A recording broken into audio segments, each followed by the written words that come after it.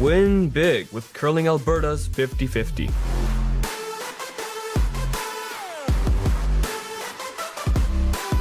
Please, play responsibly. So you're a pizza person, but you're married to a wing person, and your kids are salad people? You can't pick your fam, but with over 50 menu items to choose from, you can make them all happy. Order today and enjoy Boston Pizza at home.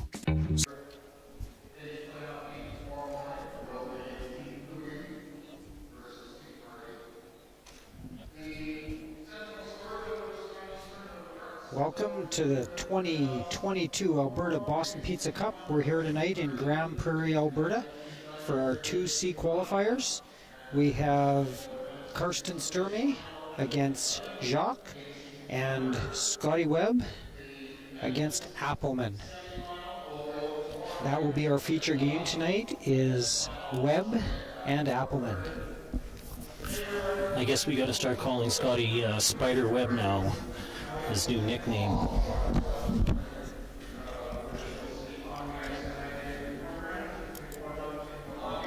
Ice has been unbelievable the last few days, especially. It seems like it's got a little bit more curl to it again. I don't know if everybody knows how hard it is to make ice this good for all 10 ends. To make it consistent and staying 15 seconds throughout the game, extremely hard to do. So, bang up job for all the ice makers.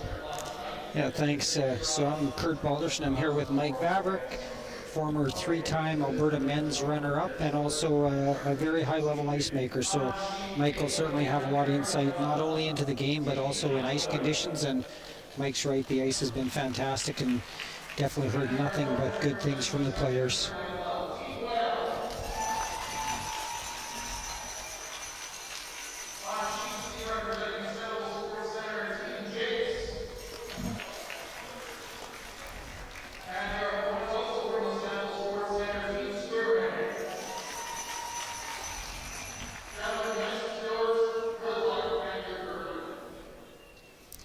In our feature game, you have Scott Webb from Peace River, Peace Country Curler, and nice story, Tracy Stanky playing with son Jordan at third. And on the other game, you're going to have Tracy's other son playing with Team Sturmy. So nice to see a nice Peace Country connection out here tonight.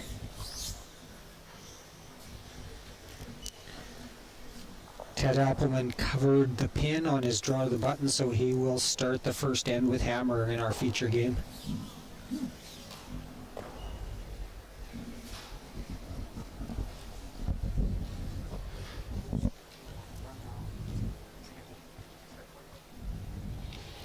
And away we go here.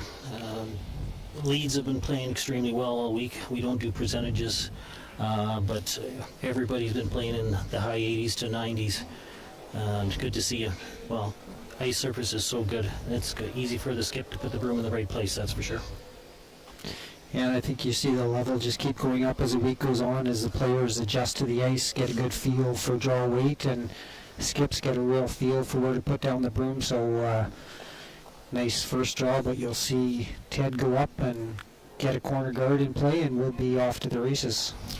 Yeah, and just to finish up with what I was saying about the ice, as good as it's been, I talked to the ice makers, and they actually nip the ice after they pebble it. And nipping, they just take the top layer of the top of the pebble off to make the ice keener, and it curls right off the bat a little bit more. So right from the very first game of the event, they were taking equivalent of 1 ounce of water of snow, and they're only up to 1.5 ounces. So the rocks are staying very good. They haven't been sandpapered again, and I'm guessing they won't do it again for the whole weekend. So very consistent ice for all the players. Such an exact science, the ice making, compared to what it used to be, as Mike said, taking an ounce to 1.5 ounces of actual product off the ice when they nip it. So very exact science, but ice makers just keep getting better and better, which definitely leads to the players getting better. Well, here we go. Ted's not scared to go right after Scott right off the bat. He's got corner guard. A lot of teams will bang it out the first end just to get a little bit comfortable with the ice, just to get their feet wet. But first end, where the ice is actually the best. First part of the game, the ice is always a little bit, more consistent. No flat spots from knees and gripper marks, so they're not scared to get at it. Yeah, and Ted's certainly very experienced in this situation. I know he's lost 2 finals the last few years, one to Cooey and one to Brendan Bocher, and played in probably at least 10 men's provincials. That could be on the light side as well. So very experienced skip, and certainly is going to go out and put pressure on Scott right from end one. Yeah, Kevin Cooey's been idle for a few days now. They do play tomorrow morning against Hardy. But again, haven't thrown a rock for 2 days. They might come late at night and maybe throw some rocks.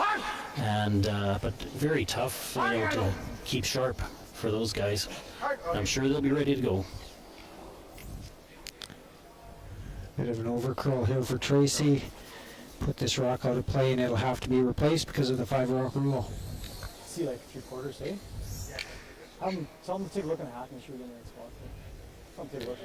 Yeah, we were lucky enough to have Johnny Moe and Ben Hebert stepped in to do the telecast for us last night. World champions, Olympic champions, and we've had Shannon Clybrink, who's here coaching the Hardy team, has stepped in to do a couple games, and certainly appreciate the players and coaches taking time out of their schedule to help make this a successful event. Yeah, those guys, they want to get Kevin back to the Briar again, very dearly, that's for sure. Kevin's won the Briar 4 times now, and he's looking for that 5th record as a skip.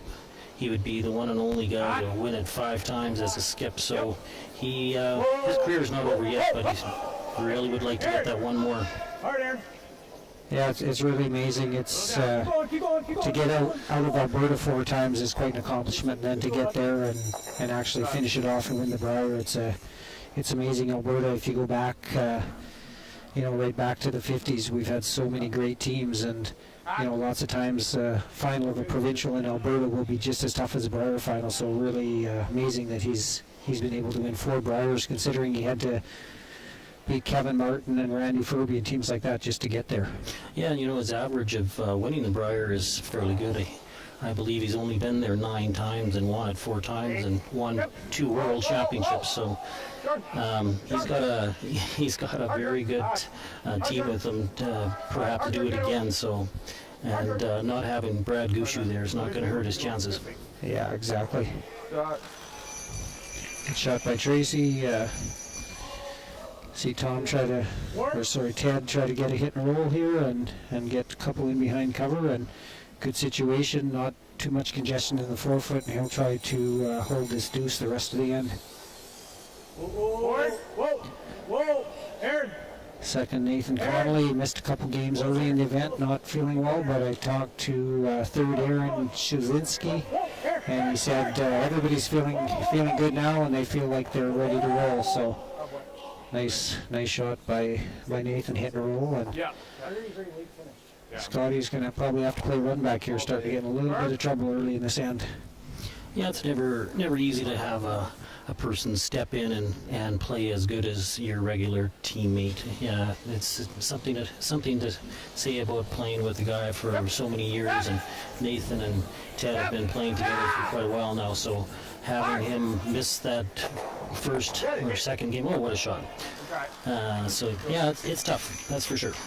And Aaron Sluzinski stepping in and playing at this event for the first time with Ted. They seem to really play well together, and Aaron's a very top-notch curler in Alberta, but hasn't played with Ted, but against him many times, and they seem to have found some good chemistry. Pretty start. Room.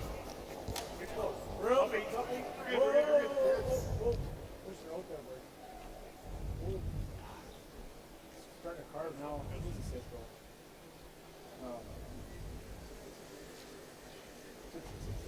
Sorry, Aaron. My fault. 14-4. Good line, just a little deep, so Scotty will have a chance to either hit and roll, or if he chose, he could freeze down as well What do you want and to throw? get out of the end that way. But it looks like he's going to throw some weight and try to remove it. Yeah, even if he just hits the one on the center there and roll and freeze that other one, doesn't have to make the double. But I'm guessing if he throws normal, it's going to be pretty easy to get over and knock that other one out as well. Control. Well, these Cross rocks, control. you say new rocks for this event, maybe been used one other time, so very lively striking bonds and pretty easy to make doubles on this ice if you hit him right. But it looks like he's got an overcurl here, and sounds like just maybe underthrown a bit. And on this ice, weight is really critical. If you're positive and throw enough weight, they'll run pretty straight, but you just throw a little less weight and you'll get a lot more curl than the skip's expecting. Yeah, the ice is, for hits especially, it seems like they do run a little bit. If you set it back there, it's really sensitive. And again, I really like that in ice. It makes the thrower throw it good. If you don't throw it good, you don't make your shot. And there's no forgiveness, that's for sure.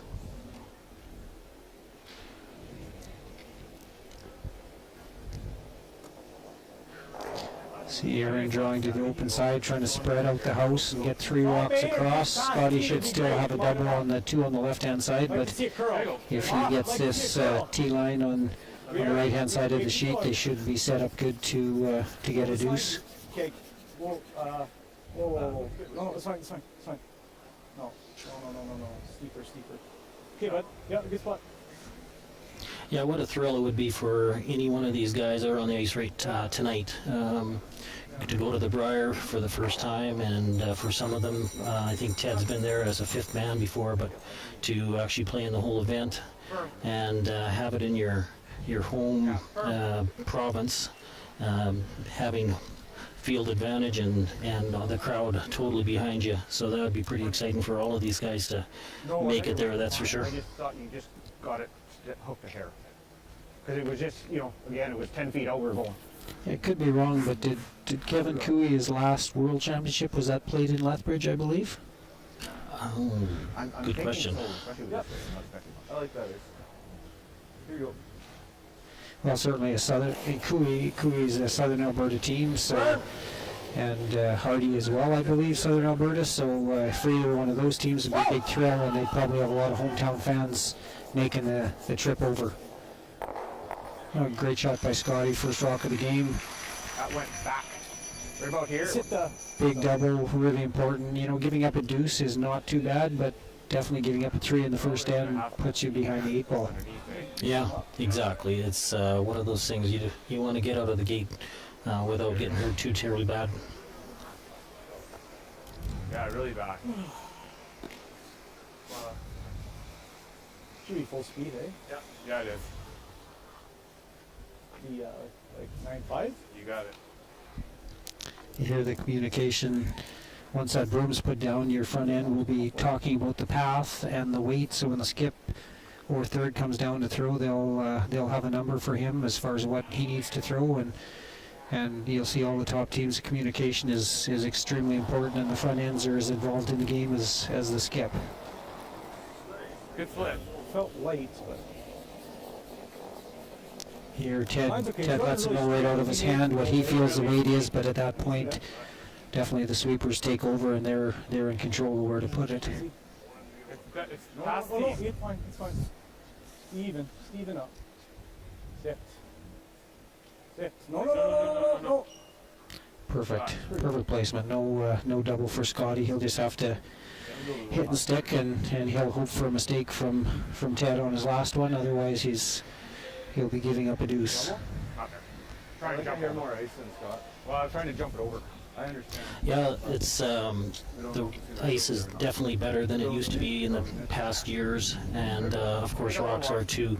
But the biggest thing now, again, with these teams, they all put lots of handle on their rocks, and if you throw 2 revolutions down the ice, those rocks are so unpredictable to call, especially on draws. So back in the day, that's all we used to throw was 2 turns just to try and get a little bit of finish with our rocks. And these, if you don't put 4.5, your rocks are doing funny things.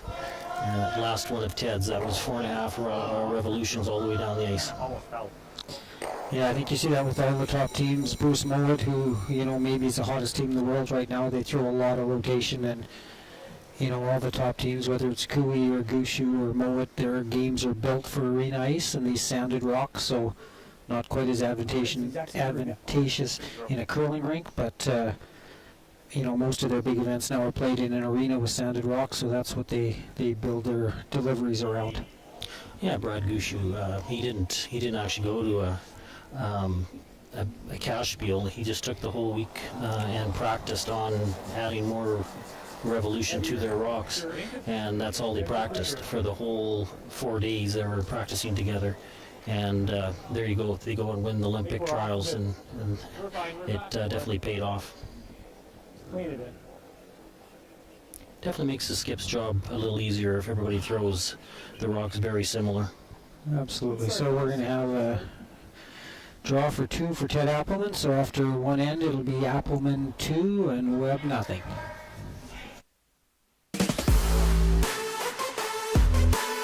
Win big with Curling Alberta's 50-50.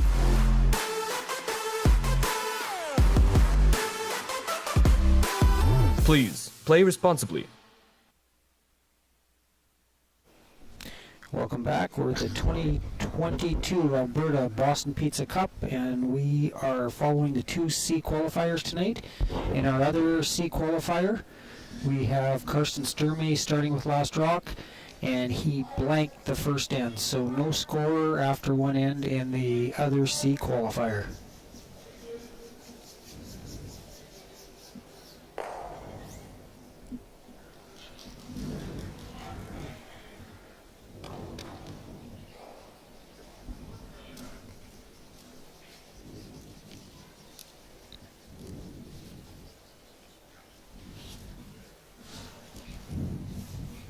Throw.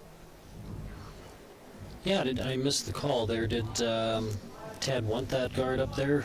Usually, first rock would be asked to be put in the house, and then the other skip would probably go up and throw up a corner guard. Off the line right now. Line's good. I don't mind a corner guard here either. Like Scott's going to commit to going around and get the center all cluttered up. Still off the line. So I guess we'll see if it works out for him. Yeah, and you know what? It's one of those things. I think sometimes even though you are 2 up, you want to throw up a center, and it does quite often draws the play to the center of the ice, which is where Ted would rather see this end go. So that can be a thought, but like you said, even with the center, there's no reason that Scotty couldn't have thrown up a corner, but he's elected to come in, which I think probably is playing into Appelman's hand a bit now. He'll try to freeze this, and he's happy that the play's coming towards center without last rock. We gotta get to nose. Line's okay. Be Aaron. Yeah, hard Aaron. Hard Aaron. Hard guys. Hard Aaron. Keep going. Hard Aaron. Good looking shot here by Eric Richard, lead for Appelman. Perfect way to perfectly placed rocks to start the end. That come down where they should have or no? I know, Mike, I think that was one of your biggest strengths as a skip. If we used to give up a deuce or even 3 in the first end, there was no panic, and you always just said, you know what, we don't need to get it all back, just play a good end, get a deuce back, and away you go. So I think that'll be important for Scott tonight, that even if he's playing from behind, that he doesn't get too aggressive and skip himself out of the game early. Yeah, everybody's so used to playing 8 ends. All the big tour championship tournaments are all 8 ends, and so then all of a sudden you come and play 10s. It seems like the game lasts forever. So yeah, you can definitely be more patient with a 10 game than you can with an 8. So yeah, it's one of those things. It's a lot of game left for Scott, and I'm sure he's gonna try and get a single for sure, and then if he can, get the deuce right back.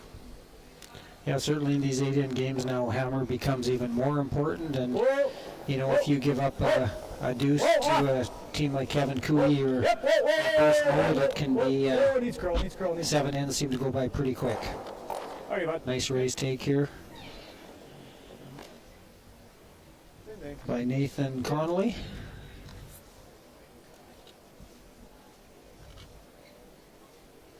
Walk her on, man. 14.5.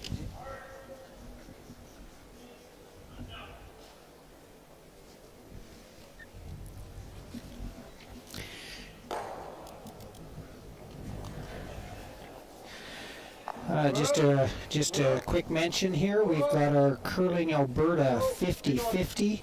Today's jackpot just hit $10,000. That's the biggest of the week. So go on to curlingalberta.ca 50-50 and get your money in. I believe that the proceeds are going to the Grand Prairie Curling Center. So yeah, definitely get your name in, maybe win some money for yourself and help support curling in the area. We'd certainly appreciate your involvement. Yeah, Curling Alberta has done a great job with the 50-50. I think proceeds go to the curling rink and as well to Curling Alberta. But get your cash in there. It's a big pot already. I'm sure everyone has a Visa bill they'd like to pay off from Christmas, so this might be the easy way to get it done. Yep. Yes. Whoa. No comment on my part. Couple licks there. Couple licks. Yeah, good throw. What?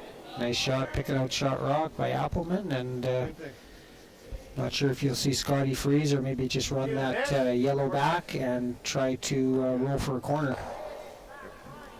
No, we got to play it to here. We're back line. We're going to bump off. On the head roll. We got to play it straight to here, just like you just threw. If we freeze, No, you can't throw that much weight because we'll end up just rolling out here. I like the freeze. Yeah.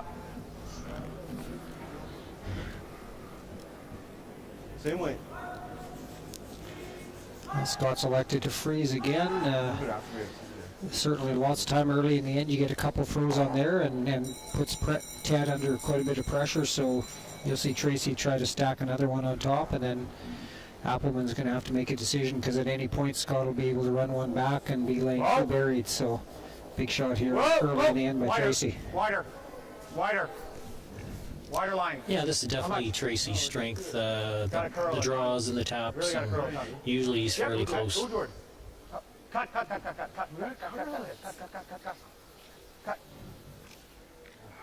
Just a little under curl, not perfect weight by Tracy, just hung out a bit. I think it will give Ted a chance to remove the two rocks. Probably kick his back right, maybe kill it. I can't quite tell from this angle, but he can certainly remove the two rocks. That's fine, even if you kind of roll with it. This one goes easy.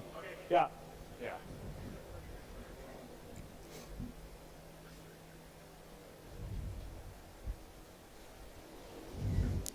I just want to give a shout out to our local company, 49th Parallel, who's done all the straightening this week. I just couldn't be more impressed with the job they do.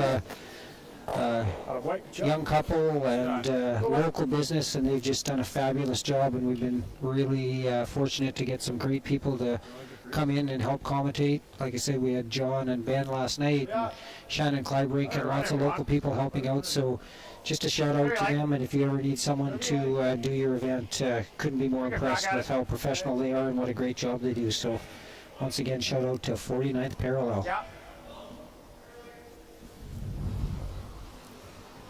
That was a great shot by Aaron. Scott's team's going to have a long evening if these guys keep playing as good as they are playing right now. Oh, another great shot.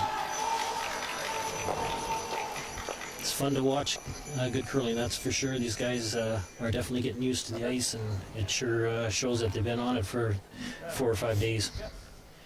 Yeah, and I think we mentioned before with Ted's experience, been in a couple finals the last 4 or 5 years, and you know, they're not full-time curlers, but they play a lot on the Alberta tour, and just seasoned player out here, not a lot of pressure on him. So if he gets rolling, it's not going to be easy for anyone to beat. Hard line, hard. Gotta go. Keep it going.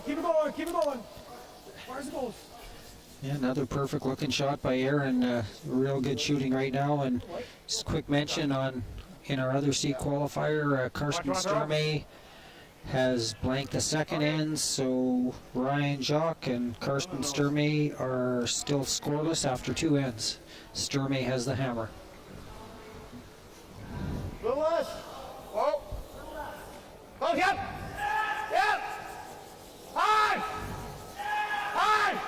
Whoa, whoa! All right, let's go. Oh, great shot by Jordan. Jordan's off to a good start and a couple big shots here, and this is one difference you'll see on arena ice. In a curling rink, you're probably just going to run that back as well, but the way this ice curls, you can come around everything, get back 4, back 8, and put it out of sight. So that's one difference you definitely see on arena ice compared to curling rink ice. Yeah, definitely. You know, to be able to get fully buried with a rock that's just in the 12-foot, it's a nice surface that the boys are playing on. Run back, but Either way. this is pretty good. And certainly I don't have anywhere near the knowledge you have, Mike. How important is it in an event like this, even though the weather's really cold outside, that it's stayed consistent all week and they haven't had to deal with changing weather temperatures or humidity? Yeah, well, that's where frost kind of creeps into the building. If it warms up and or starts to even rain outside, that would be a lot more stress for the ice makers, that's for sure. Because then curlers don't like frost. I think ice makers don't like even more. Like, it's one of those things. It's hard to deal with it. Close! Whoa! You're mine! The always Nathan! Okay, gotta finish it. Gotta finish it. You got room. You got room. Go, go, go, Hard! go, go, go, go. Good wait here by Ted, and I think he pretty much put that exactly where we wanted to. So maybe accessible to Scott with just backline weight. That's looks like what he's going to play. Just try to tap it back enough to lay 2. I didn't move it. He only tried there, right? So, there. Just make sure we get it, right? Yeah, it's tough. Just adding 6 to 7 feet more weight, the rock is probably going to curl a foot and a half left or less than the draw would. So this is maybe one of the tougher shots on this kind of ice, that's for sure. And I always felt like coming to these events, we didn't curl on arena ice, and it took us 3 or 4 games to really get a feel for these in-between shots. Like you say, the draws are pretty true, the hits are pretty true, but it's that back line hack weight that certainly the Cooeys and Gushus and teams that play on this arena ice all the time, they certainly get onto it quicker. So you'll see these teams that traditionally play on curling rinks, it's a big adjustment to get used to the ice, but I think by what we're seeing now, I think they've got a good feel for it. Wow! Good looking shot by Scotty here, really nice control and Great job, Scott. perfect execution. Great shot. Great to see Scotty out here and having a good run at provincials. Known Scotty for years and just really good guy and supports the local curling scene. Plays a bunch and just really good person. So couldn't be happier for Scott with the success he's having this weekend. Yeah, he's definitely put on some miles, that's for sure, in his curling career. He's even playing in our local curling rink that we run in Sexsmith. He drives a couple hours to get to the rink from Peace River just to play in the Super League. So that's definitely being a team player, that's for sure. And I think if I'm correct, I believe they maybe just got their ice in at Peace River after Christmas. So all the curling he did, he had to travel to Spiels this fall, and like you say, travel to Sexsmith to play and practice. So big commitment by Scott, but really good guy and really happy for his success. Yes! Maybe he's throughout the year he curled too much. Now he hasn't curled as much as he normally does. And he's actually made it to the provincials. So maybe he's overthinking it. Yeah. A good shot by Just pretty much half. good shot by Ted. Tough to do anything real good there if he rolls perfectly. I think with the distance between the rocks, Scotty still could have got to it and tapped it, but he'll basically have the same shot he just played and chance to tie this game up at 2. Yeah, like Scott's chances, that's for sure. Same, just about identical shot. Don't have to play it as cute as his first one, He just threw that. but basically same line. You're not throwing We'll away. tighten it up a hair. Hair, more. Yeah. Just I like because, that. Teddy did nothing. I like it.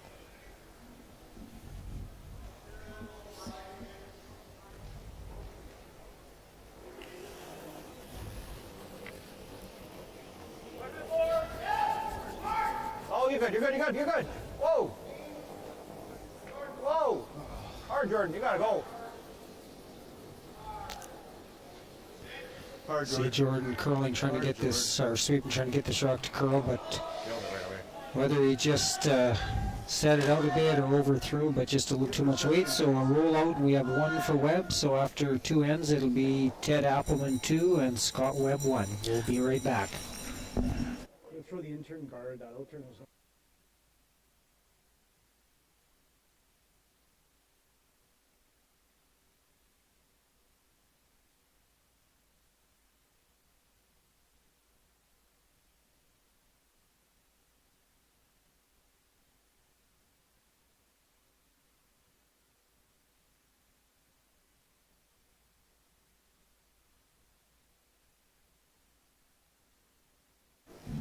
Welcome back. We're at the 2022 Alberta Boston Pizza Cup in Grand Prairie, Alberta. Kurt Balderson here with Mike Maverick. Our feature game, Scott Webb, Ted Appelman. Appelman leading 2-1 after 2 ends. Our other game, Sturmy and Jacques, is still scoreless, playing the 3rd end. Yeah, that was a tough one for Scott. Just maybe picked up the weight just ever so slightly, and he did take less ice. But you know, those shots, it's easier to throw those shots with the same weight he's just made that really tough shot with, and basically had the same shot. So upping his weight, maybe he could have kept it, you know, to that back line, just in front of the hack kind of weight, and I think he had closer to board.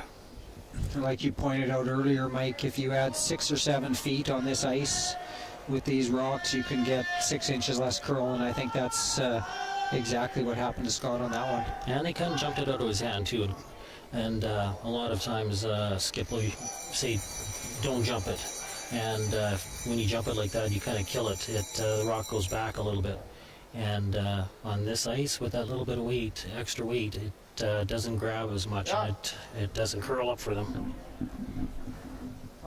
Well, here's a good example. Good come around made, but just 12 foot. You get that rock full 8, Scott has to freeze it, but when it's 12 foot and we have a little bit of stagger on the guard and the one in the house, he'll try to come around everything and use that rock full 12 as a second guard. A little bit, yep. Line's pretty good. Line's good. Room right now. Tracy, Tracy. Only Tracy. Yep, yep. Whoa, whoa, whoa, close. Yep.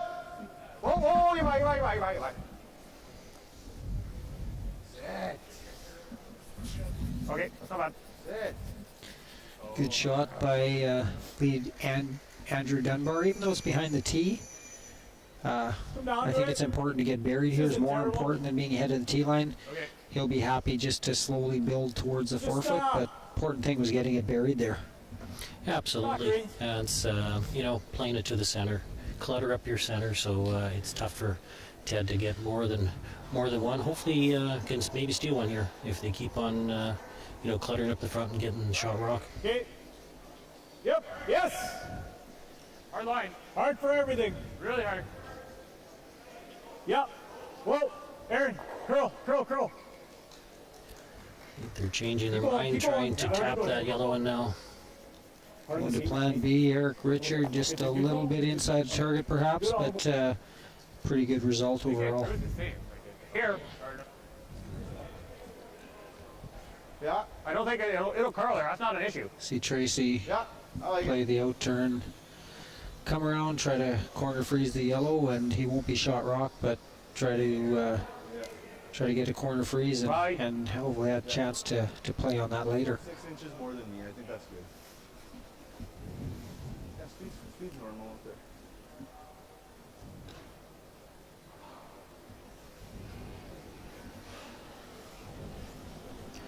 Our other game, Sturmy is Line's ready, actually guys. sitting 2 in the 4 foot right at at the moment, and hitting third shot to sit 4 with his first rock with No one bump on this Jake line. rock Just here. to come. So Sturmy's Line's trying to looking get like better. he might do some damage in the third end here.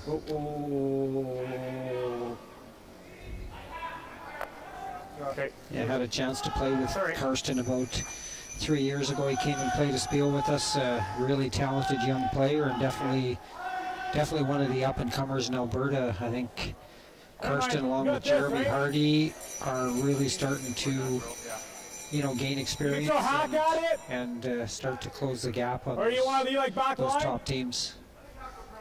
Yeah, I think so. Okay. Yeah, it's nice to see Alberta curling staying very healthy. The programs that we have in schools and junior programs, it sure is helping keep, those young players in the curling rinks instead of off the streets. Easy. Off. Whoa. Whoa. Whoa. Yep. Yep. Nathan Connolly trying about a board weight hit roll here. Looks like it's close. Really gotta go. Good looking shot. Hard in the two rock. No, don't fall two. Just a little too much roll, but not a bad spot. Scott's going to have trouble getting an inside roll without really shaving that front one. So rolled a little too far, but not too bad a spot. Ready? Yeah, hack's pretty good. Okay. Yeah.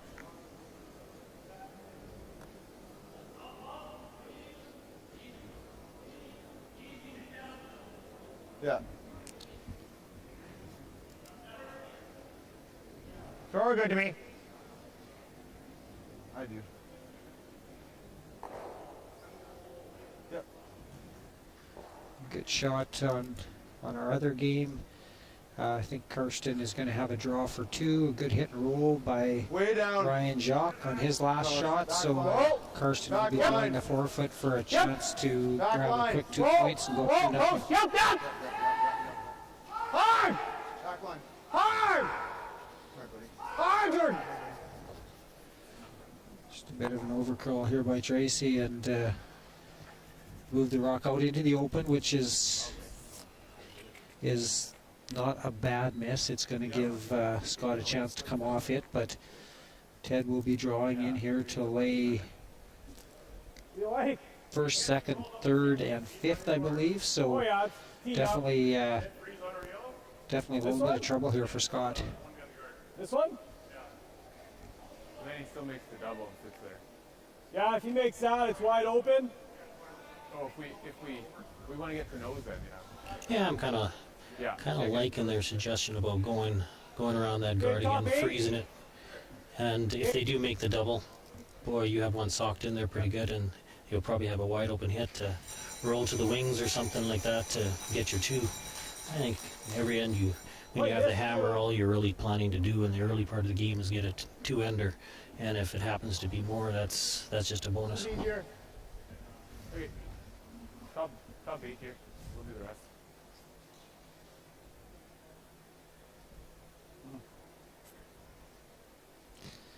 And our other C qualifier was Carson Sturmy drawing the forfeit for two. So he will go up 2-0 after 3 ends. This would be ideal. The winners of the C qualifiers will play each other tomorrow, and in the 1-2 game, or the A qualifier against the B qualifier, we'll have Kevin Cooey. Just make this roll over here. Kevin Cooey playing against Jeremy Hardy, and the winner advancing to the final on Sunday. The loser will drop down into a semifinal.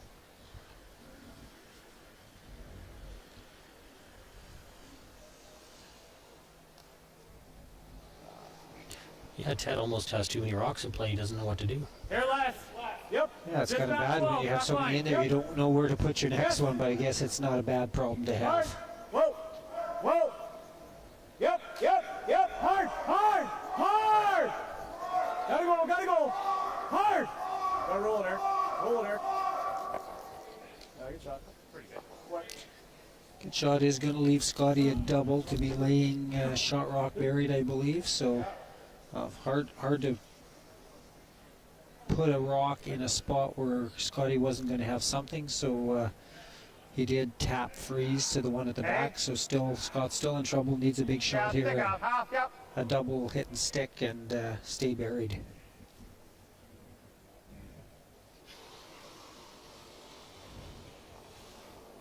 Yep. Whoa. Any roll, Scott?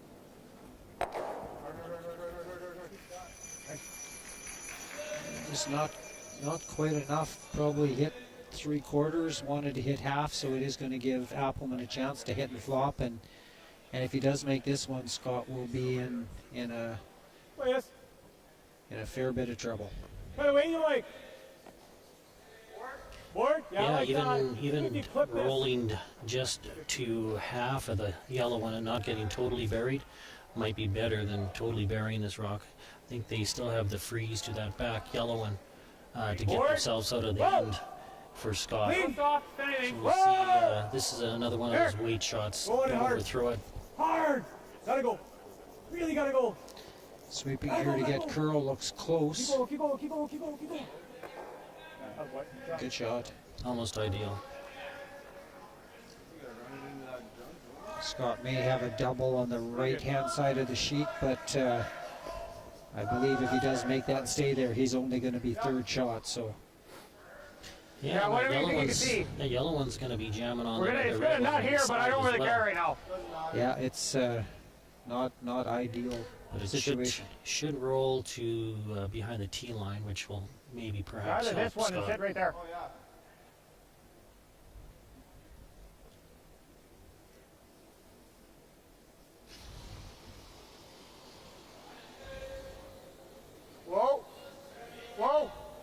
Whoa.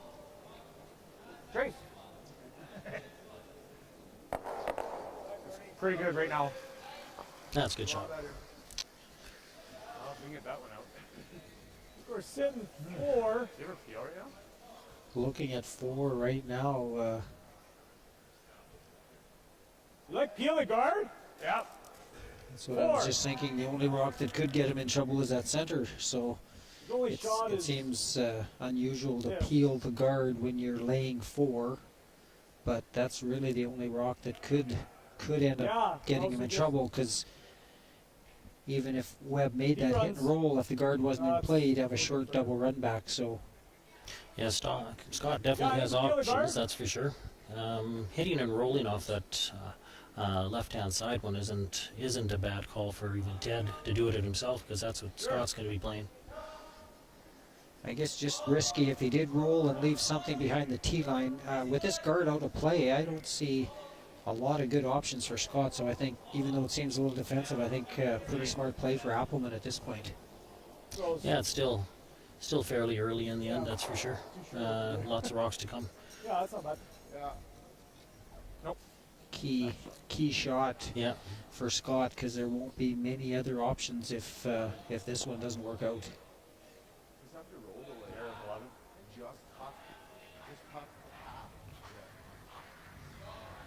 Yeah, the way the game's played nowadays, there's a lot of key shots just about every end, that if you miss one shot, you can be in a lot of trouble really quick. I'm thinking 11. Tighten up there. Okay.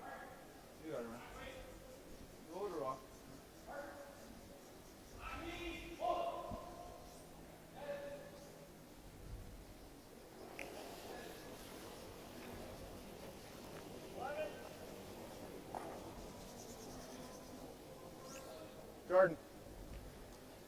Hi, Jordan. This rock definitely looks out just a little under curl again, like he did last time. I'm not sure if he's maybe setting those back or just throwing a little more weight than he wants. that one definitely looked like he helped a little bit back. Sliding just ever so slightly tight, and then getting it back to the broom, and it does float a little bit on him. Well, the deuce right here is huge, right? So, well, just say that again. Just a reminder, Oh, I see what you're saying. go to curlingalberta.ca 50/50. 50/50 continues to grow. Yeah. Say we're over $10,000, so yeah, please go and support Curling Alberta and the Grand Prairie Curling Center. curlingalberta.ca 50/50. Yeah, a small investment might pay off huge. Even if it's here, and he makes this, there might be something there. There's always something there. Like, I think that's a most hit right into that. Yeah, let's try and get to that. taking a little time here, but you know, a really key moment in this game. If Ted makes a real good one here, there's not going to be many good options for Scott. So early in the game, but a real key shot. You know, if Scott can actually make a little roll in towards the button, totally buried is fine, but even if he just shows himself the whole rock and then Scott makes the freeze in the back, I would imagine Ted's going to be running this rock that he just throws and back onto Scott. So Scott would be in a lot of trouble if he makes this roll. And he does have the red-yellow combination too, lining up towards that back. So yeah, lots of options for Ted right now. Oh, no. Nathan. It's on the nose. No, Nathan, whole way. Keep going. Hard on the roll. Hard. Keep going. Go. That's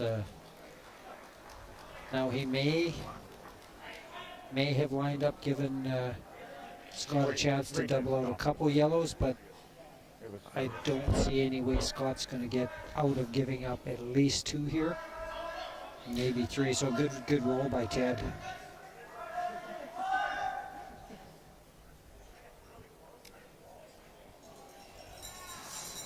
Play this, and that's might get lucky. Our other C qualifier, a great come around by Okay, well then don't worry about that. Play. Tristan Stanky, third for Team Sturmy, so they are laying 1 buried in the 4-foot with about 3 guards up front. So Ryan Jacques is going to try to open things up, but Sturmy playing a good end and up 2-0.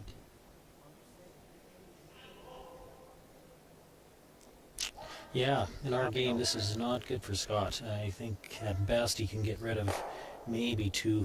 3 would be a bonus, that's for sure.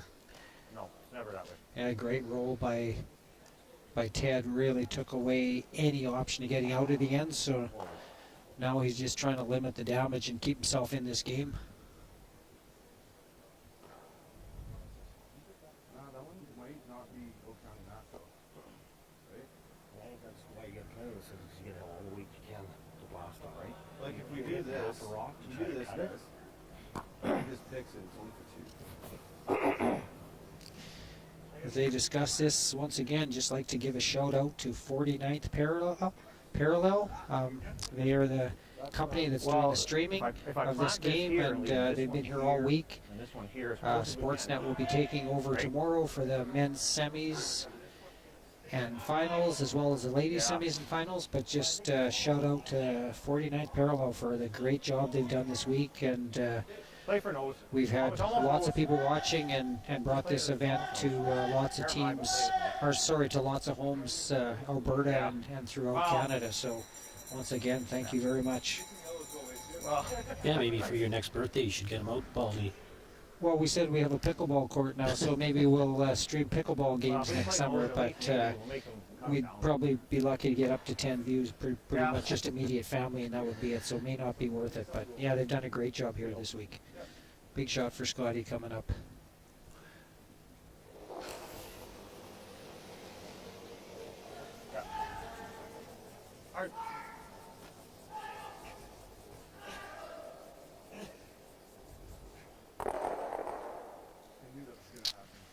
Yeah, just got rid of 1 rock, so it's going to be, pretty free draw with backing for 4 for Appelman.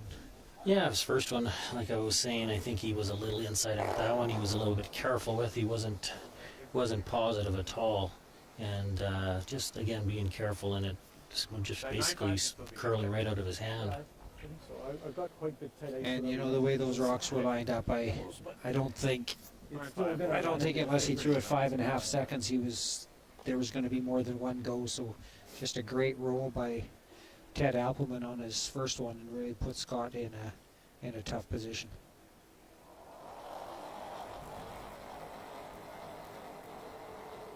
Heady. I think you're about D. Just clean it in then. Here, Appelman, he'll always let his sweepers know right out of his hand where he thinks it is, and at that point, the sweepers take over, and weight looks good on this one. It looks like it's going to be a draw for 3. Sorry, a draw for 4. Just put that one up. And it's going to be Appelman up 6-1 after 3 ends in our feature game, and we'll be right back.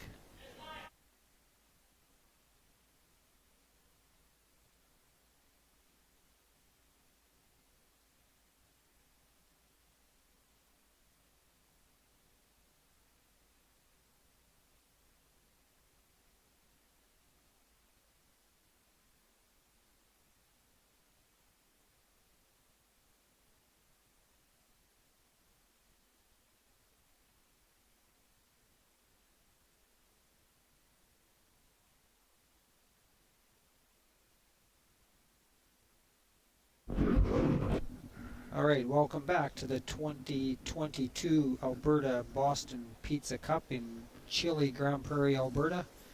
Our feature game, Appelman with a big 4-ender in the third to go up 6-1. So what does Scott have to do, Mike, to try to work his way back into this game? Well, there you go. Just like you said before, you can be patient and try and get your deuce back, that's for sure. And it's still a lot of game left, that's for sure. But their game out tonight playing against a hot Ted Appelman team, that's for sure. They're making a lot of great shots, and they have their work cut out for them. Yeah, you know, being here through the week, you've just seen Ted get stronger and stronger every game, and I think beyond the Cooey team, probably the most experience in the field, and it's as Ted gets a good feel for the ice and gets some games under his belt, he seems to be playing stronger and stronger, so definitely going to be a handful for everybody the rest of the weekend.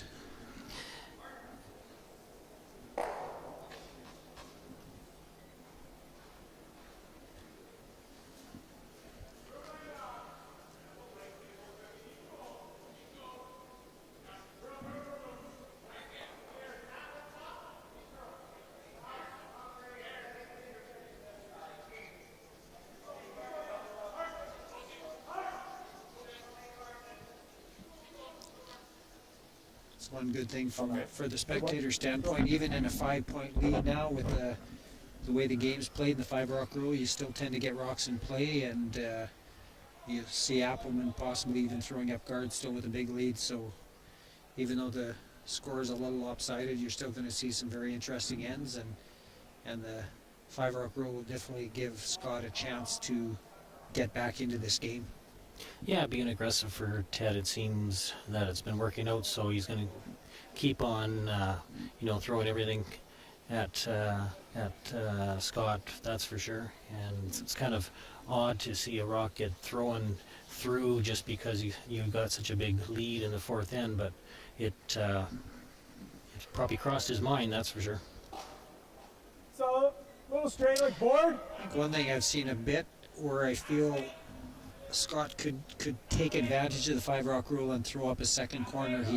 He comes in early, and it does give the other team a chance to hit sooner in the end, and Scott definitely had the option of throwing up 2 or 3 corner guards here. Do you think that would be a little more advantageous with the score where it's at? Well, definitely. A second corner wouldn't be out of the playbook, that's for sure, but Ted's definitely helping him out with throwing up guards for Scott, because Scott wants the guards and Ted's throwing them up for him, but they haven't been taking advantage of those good come-arounds yet.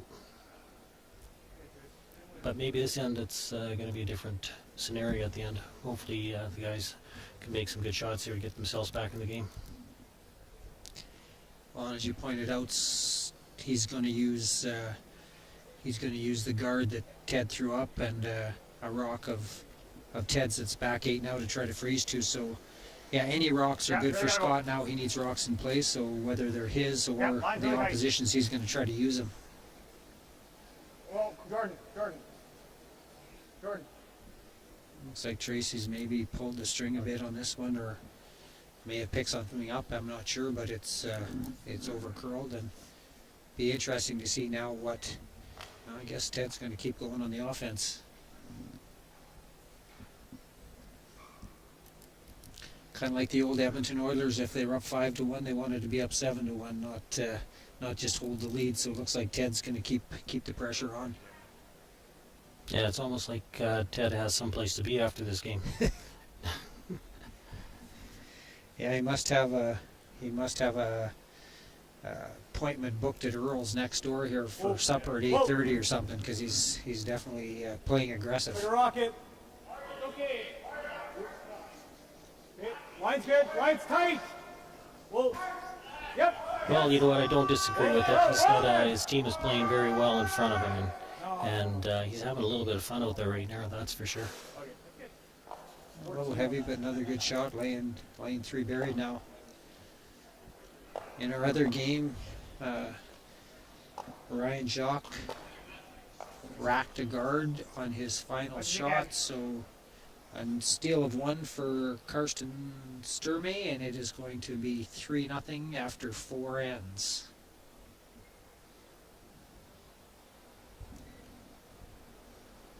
Yep. Yep.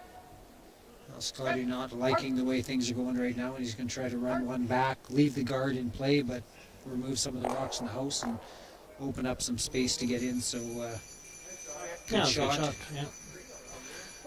Left some staggered guard, so you will see Ted duck another one around. Yeah, and pushing that yellow one behind the tee line is not a bad thing either. You want more ice? Get some rocks behind the tee line to freeze to. Okay. Okay. How's that look? Okay.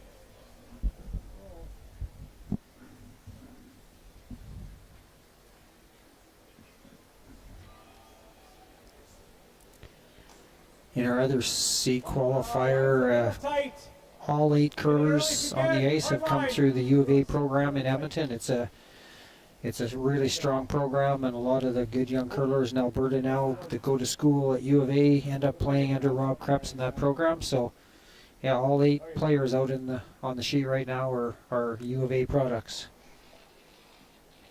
Yeah, wonderful job they do.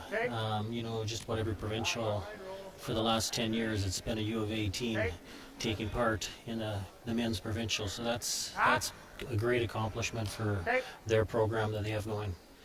Well, Brendan Bocher is one of the players that came through that program, won a World Junior. Now he's won a Brier, and Kelsey Rock playing in this event. She'll be playing in the semifinals tomorrow. She won 2 World Junior championships playing out of that program. So yeah, a lot of success, and they continue to produce strong curlers that come through the junior program and into the men's and ladies ranks in Alberta. Yeah, it kind of makes it tough on some of our junior teams that we have in the Peace Country. It seems like they can steal our good players if you decide to go to the U of A and go for schooling. A lot of players end up being on those U of A teams. Yeah, certainly a good opportunity, and you know what? It's the way it evolves. The kids end up moving away, going to school, and you know, the groundwork is laid here. We have good curlers out of the Peace Country, but a lot of them end up moving on and having success curling out of other areas. Always Nathan. Okay, always Nathan. Yeah. Looks like Scotty could get a bit of a break here. This rock's hanging out and maybe a little bit deep. If he had come in top 4, there would have been not a lot of opportunity, but Scott will have a chance to do a little freeze tap and get buried here. So still a deuce in play for Scott if they can make a couple good shots.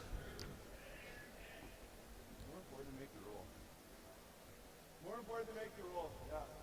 Hey, gotta make the roll. Yeah. What do you like throwing?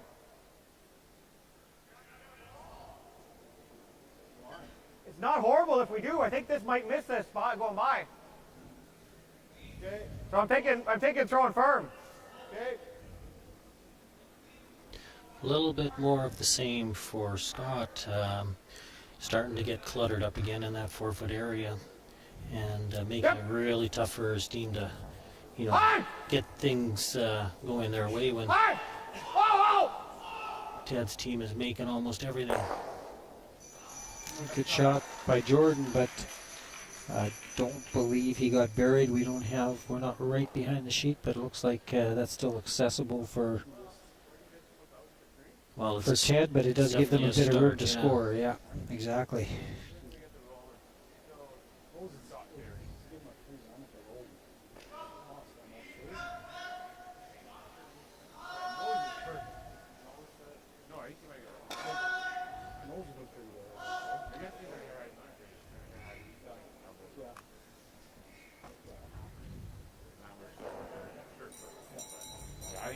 You like that? Look at that.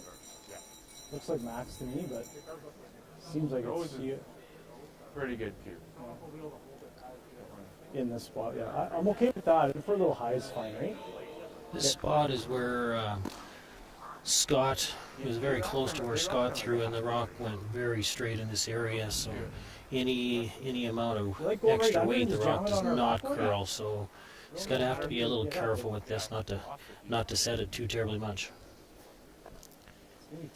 Yeah, I think Ted, definitely a veteran player, tends to throw the correct weight, which is extremely important on this ice at all. But you're right, any backward motion on release, and it will really run straight. Just trust that little curl. Okay. I think so. Okay.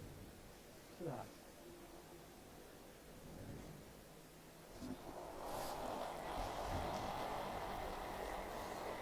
Wait. Yeah. Slow down. Oh, no. Oh, Nathan. Hard, Nathan. Hard, keep going. Hard, no, keep going. Hard. That's good. Excellent weight control, like you said. Just push the rock through, not quite hack weight, and that's really the key on this ice, is to throw the exact weight that's called for, and the rock will react the way you want it to. Yeah, that was just good hack weight, and it basically curled 1 foot, and they're getting close to 5 feet of curl with draws. So that just goes to show you how sensitive this ice is.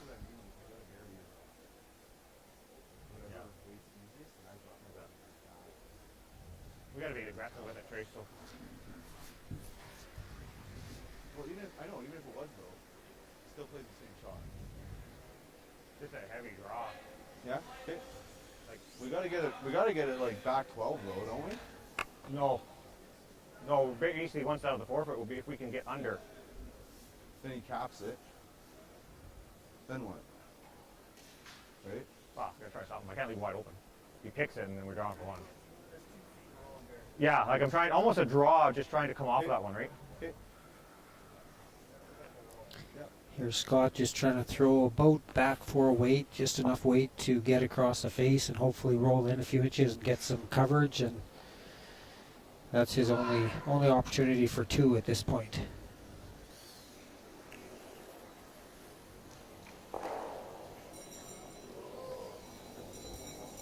Pretty heavy. Yep. Yes! Yes!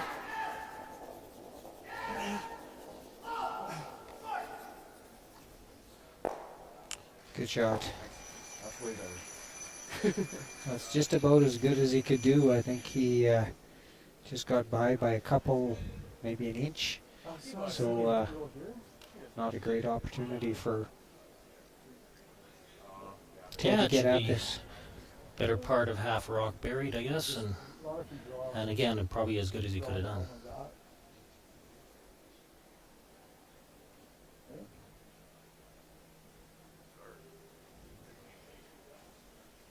Just heavy draw and chapter here. Let's see what he does with that. I don't really see anything else. I don't know if he's got much on that intern side. Can actually get by those guards. It's good, because then again, even if we come Yeah, I think that corner guard's in his way for any kind of intern. Yeah, actually now we get a pretty good vantage. There's maybe only a quarter of that rock showing, so he's definitely not looking at hitting it. He's looking at trying to come in off one of his 2 rocks to get shot rock. I don't mind control right here. So Ted's going to take this away from him Half a rock. and There. hopefully get shot rock in the back there somewhere. Yeah.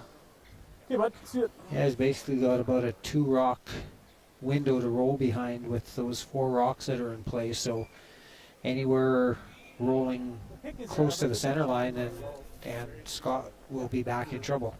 If we just hit this and roll, we can roll right into those yellows and be shot. control. I think it's going to run pretty straight. That looks like a line. Look at touch less. Yeah.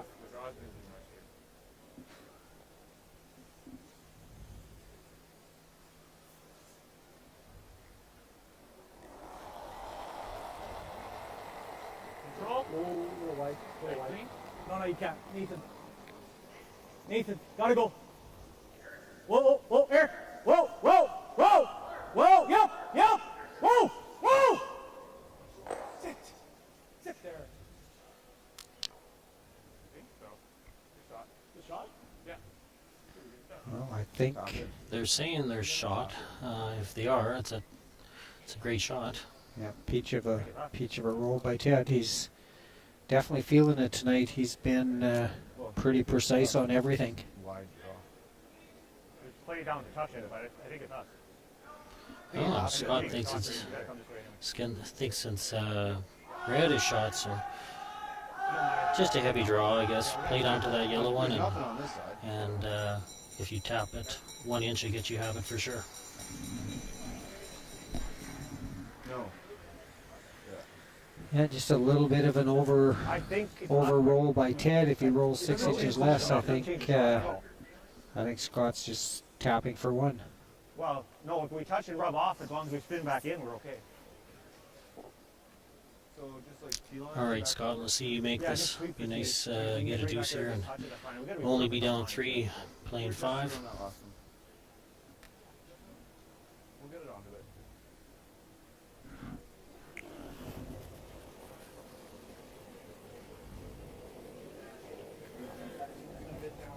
Yeah, roll it. Yeah.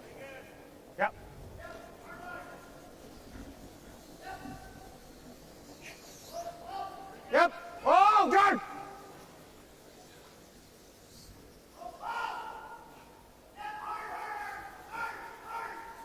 Oh, great shot by Scott. Tap for 2, so it'll be 2 for Webb, and we are 6-3 for Appelman after 4 ends in our feature game. We'll be back in a minute.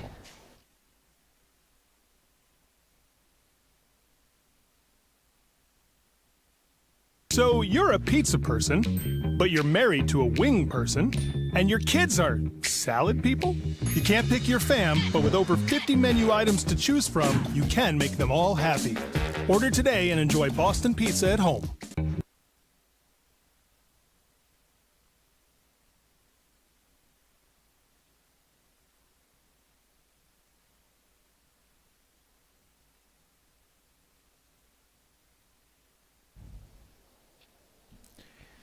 Welcome back to the 2022 Alberta Boston Pizza Cup in Grand Prairie. Kurt Balderson here with Mike Maverick, and in our feature game, a couple great shots by Scott, or as Benny Hebert calls him, Spider Webb, getting 2 in the 4th to narrow the gap to 6-3. Critical shots. If Scott doesn't make those, it's probably over. So a couple big shots for Scott to keep himself in this game.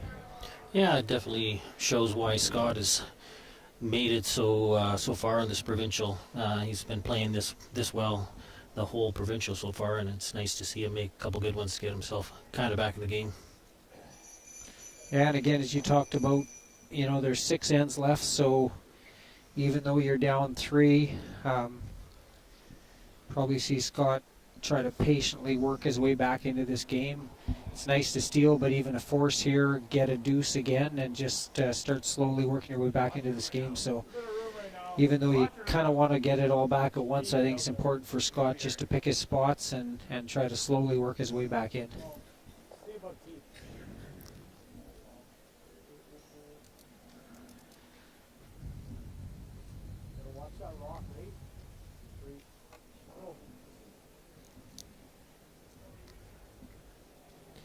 Once again, go to curlingalberta.ca 50/50. We were over $10,000 at the start of this game. Not sure where we're at now, but it's going to continue to grow. So please go to curlingalberta.ca 50/50 to support Alberta Curling and the Grand Prairie Curling Center.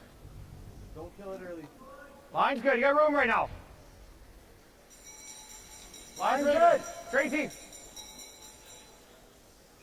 Yep. Hard. Come on. Hard, hard. Hard. Hard right down. Hard. Come in, Trace. Hard, hard, hard, hard, hard, hard. Good feet. Good come around. I'd still, you know what, I'd still like to see Scott take a little more advantage of this free guard zone and, you know, get those 2 guards up early and maybe at least try to get 2 corner guards up each end. I think that is the number one thing you have working for you now with this 5 rock rule is a chance to get up extra guards. Good come around, but now if Ted freezes on this, you've got 1 guard and within a couple shots it can be removed and you could lose your end pretty quick.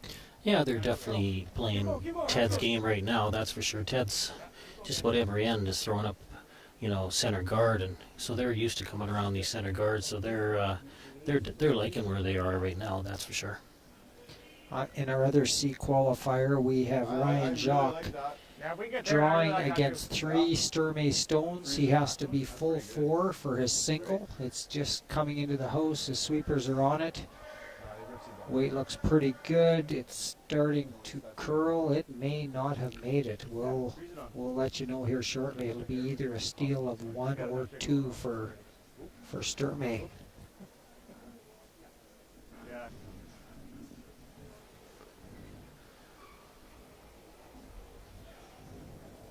Line's pretty good.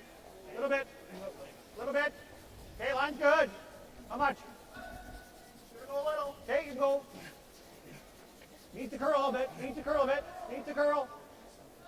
Needs to curl. Needs to curl. And it is in fact a steal of 2. So after 5 ends in our other C qualifier, it's Carson Sturmy ahead of Ryan Jacques. 5-0. Our feature game, you're going to see Ted try to open things up. A couple good come-arounds by the Webb team, and you'll see Ted try to open it up now and just keep the center clear. Nathan Connolly just throwing here. Grandson of Trudy and West Salaki, who homesteaded out in the Webster area. So there's their grandson doing fairly well in curling, that's for sure. He's been with Ted for a number of years and picked up the sport when he was a young fella, and he's done well for himself. Yeah, nice to see another Peace Country connection. I'm sure he has family and friends out here watching. So, yeah, I know he not feeling well at the start of the week. He's back playing again now. So, yeah, hopefully we can get through this event without too many issues. Not horrible. I don't like playing around the corner. Okay. I don't like playing around the corner. Okay. Yeah. Bump down a little bit. Okay. Sure, that's fine. There's kind of what you were talking about, throwing up that second center guard. I like this. I know you still have that chance of that double peel, but I think I would chance it, that's for sure. I like Trying this. to get 2 centers and instead of going into the house and making all the play in the house, because that's exactly what Ted wants, is to make it simple. Ted just wants to make sure he gets one here, and deuce is definitely a bonus for Ted. But with Scott being down, he's going to try and force the issue a little bit, that's for sure, and get as many rocks in play, and it could backfire. Pretty big. Yeah, I think the way the teams hit nowadays, you cannot be playing in the house this early in the end. You have to take advantage of that free guard zone. If you're needing to steal, get 2 center guards minimum up, and then when you have hammer, you have to get at least 2 or 3 corners to start the end, because the teams just hit too good nowadays, and all of a sudden now like you say, the front end is clear, and Ted's playing the rest of the end exactly the way he wants to. Yeah, it might be early to say, but it definitely a possibility for a blank here as well. Just an update, our curling Alberta 50-50 is sitting at $12,680, so please continue to go to curlingalberta.ca 50-50, and let's see what we get this up to by the end of the evening. Yep. Hard. Gotta go. Hard, gotta go. I don't think we're going to hit $1 million like the Oilers games, but let's see where we can get to. Stop, stop, stop, stop, stop. Another good shot. Another good shot by Nathan. Starting to get the yellow rock spread out around the house. And Ted would be really happy to just keep playing this type end and hopefully get a deuce. And Scotty's going to have to try to slowly work his way out of it. Curl up an inch. Nose is okay, George. Yeah. Yeah, nose is okay. Jordan loves to throw the high heat, so he's thinking in his back mind, give me something tough, you know, only throw it hard. Hard trace. Hard trace. Yeah, it's a problem. Once you get down early, you don't get to throw the big weight. And I think he, I don't know what to tell you. not sure if he got a little soft on this or whatever, but took out his own rock. And We're trying to. maybe we can hear from Scott, but not sure what happened there. But definitely getting late in the end for a pick, and it'll be tough to get out of this again. Line's good. Pretty good. The top 8. Just Room, up, room. Always there. Weight's good. No, the line's not good. Higher the better right now. Running straight. There. Go work. Go work. Go work. Come on, go, go, go, go, go. Keep going, keep going, keep going. Such late finish. Good weight by Aaron Sluzinski. Hey, Not good double. fully buried, but What's that? tucked an inch and then also covered the rock in the forefoot. So It doesn't really do us a lot of good. It's going to sit right behind it. no easy double here for Yeah, we're for going to group Scott. them at least. I think Try he and get out of probably that. should be tapping this back, building a bit of a that's pocket not at the bad. forefoot, Yeah. but guess That's he's gonna, exactly what I was thinking, you know. You're not grouping I'd rather go them. this You way. know, making a I like hit on that. those two is fine, but your Make him your neutral. shooter's going to be wide open, and More then weight. they're probably going to be hitting and flopping to the open side again. Yeah, I think Scott's definitely going to have to start taking some chances, and you're going to put the game on the line every end. But once you get down 6-1 early, you definitely have to gamble and take some chances to get back into it against a good team. Jordan got his wish. Yep. Gets to throw a little high, the high hard one here. Andrew, girl. Oh, that's a good shot. All right. Yeah, probably as good as he could have made it. Probably see Ted try to peel weight and possibly get rid of both red rocks. So good shot by Jordan, though, about as good as he could have made it. Corner rock. Definitely brings the blank back into play. Hard. Hard. Big Hard. peel weight attempt here by Aaron. Right to it, buddy. Right to it. Looks very close. Hey, Slush. Good, bud. Yeah, not easy. Jordan definitely rolled dead, froze, and as hard as he hit that, wasn't able to pop it out. So good shot by Jordan. Good shot by Aaron. Cleaned out the forefoot. And like you said earlier, Ted just wants to make sure he scores here, and he's in a good position to do that. What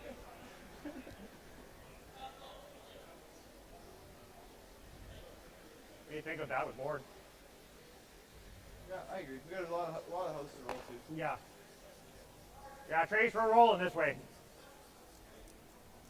I can't. I thought it looked better from that end from this end. It's not there. Hey, you don't need to. Board weight.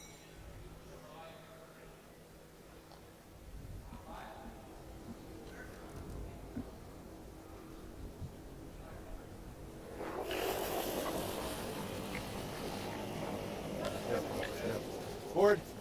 Hard, buddy. Hard. Whoa, whoa, whoa! Stay down. Whoa!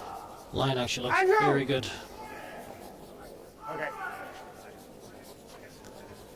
Yeah, it's got a good shot.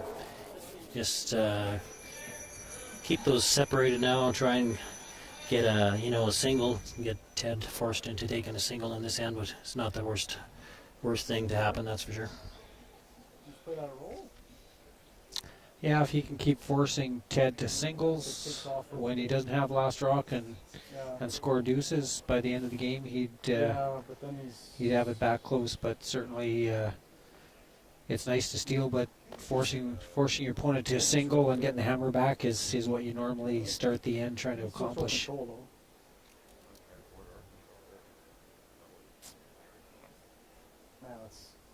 I think it's like control weight right here, and I think and it just makes it natural. I like the roll. And if it Ted's curls, thinking then different. we I make the think roll. he That's why thinks he I can make say that double curling. pretty easily, and Control weight right there. It should maybe just- keep the blank alive. should naturally make it. Yeah, Ted's always been an extremely strong hitter for as long as I've known him, and yeah, when you're going good and you see a shot like this, you're just, as the third, You just stroke it. best thing you can do is put down the Oh, broom and get out of the way. Run dead straight and just right into that other one. It's a thick quarter, right? Like skinny half. Yeah.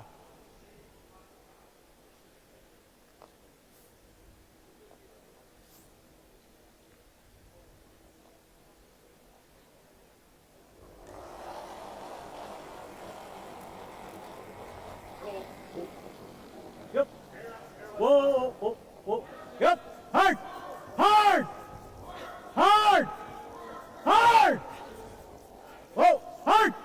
Yeah, roll. Hard. Hard. Man, what the? Okay. There seemed to be a little bit of puzzling going on out there. Yeah, I think he thought he had it made, and then at the end they thought they had the roll, and it just Same weight. came up a little more than they were Don't change a expecting. thing, buddy.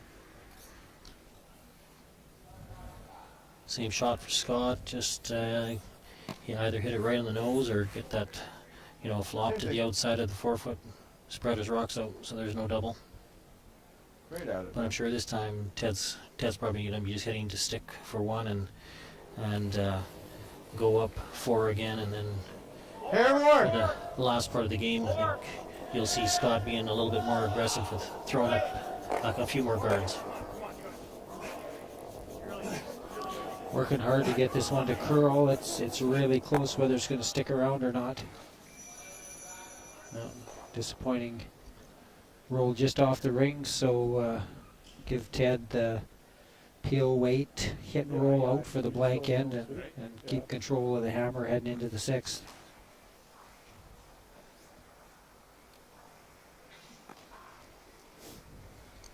All right, fellas.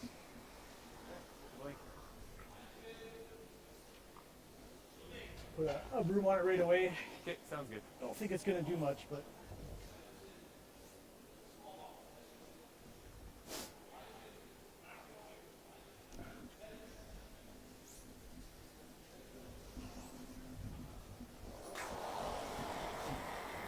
Yeah. All the way down to.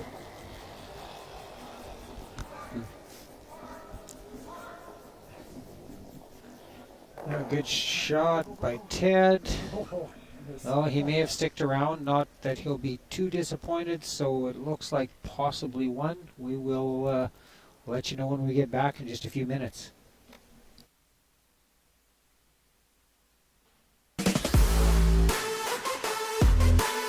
Win big with Curling Alberta's 50-50.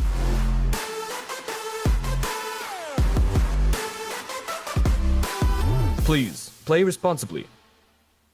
So you're a pizza person, but you're married to a wing person, and your kids are salad people? You can't pick your fam, but with over 50 menu items to choose from, you can make them all happy. Order today and enjoy Boston pizza at home.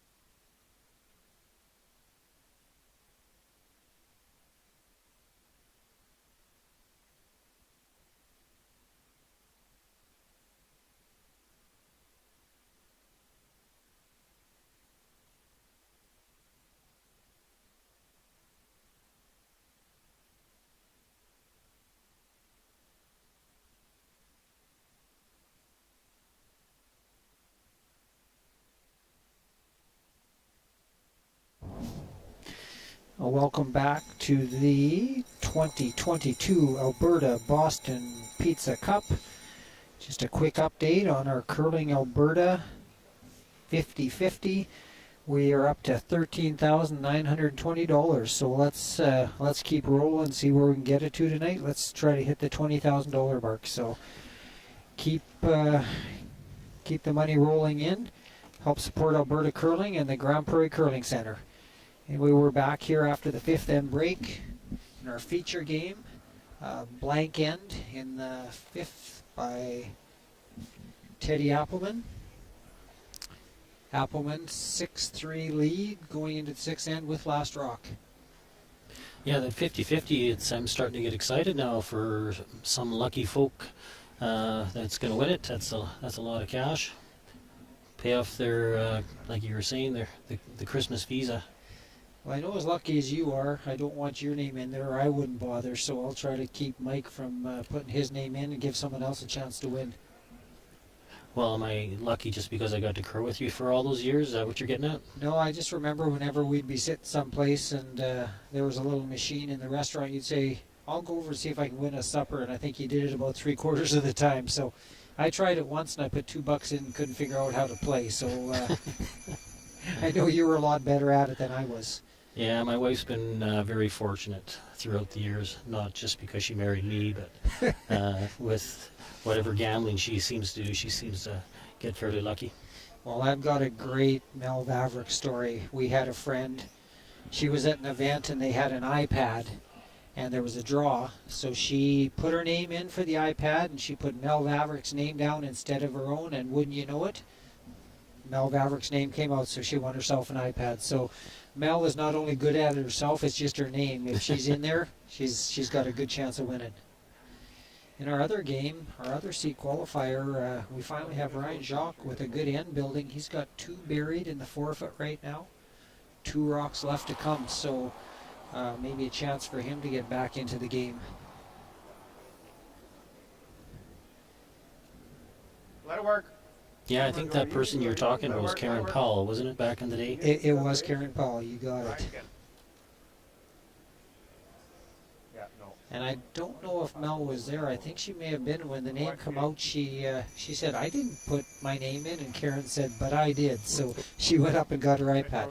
Well, I see Scotty's done what I had talked about. I think it's really important if he wants to get back into this game to start throwing up the double centers and 2 or 3 corners when he has last rock. So 2 really well placed guards by Andrew Dunbar here in the first end, and you'll see Ted come in and they'll have a chance to get an end started here. As you often see after the fifth end break and cleaning the ice, you'll tend to see some heavy draws, and that's exactly what we saw by Eric here. 2 rocks in the back 12, which is another good thing for Scotty. So Scotty's going to have a chance to get one tucked in behind his double centers. Yeah, the ice after 5, just the players not being on it for a little while, it seems like the ice gets a little bit fresher. The plant cools the ice off ever so slightly more, and of course the rocks slide a little bit easier. So that's what we're seeing here, and it's been like that for years, and you have to get programmed, and a lot of teams are pretty close to nailing it after the fifth end. They always know it's a little bit keener, but here we've seen a couple go deep. Okay, still pretty wide. So. Andrew, yep. Yep, go. Yep. Really good. Well, certainly the Webb team seems to be onto it. They've got a perfect start to the end. They've got 2 center guards and 1 top button. So good start to the end for the Webb team.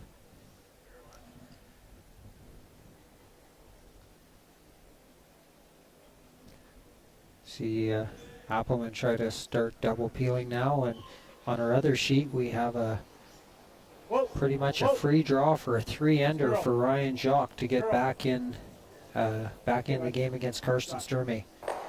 Weight looks good. He will get his 3, and after 6 ends, he's on the board, and it's now 5-3 for Sturmy. Sturmy with the hammer in the 7th end.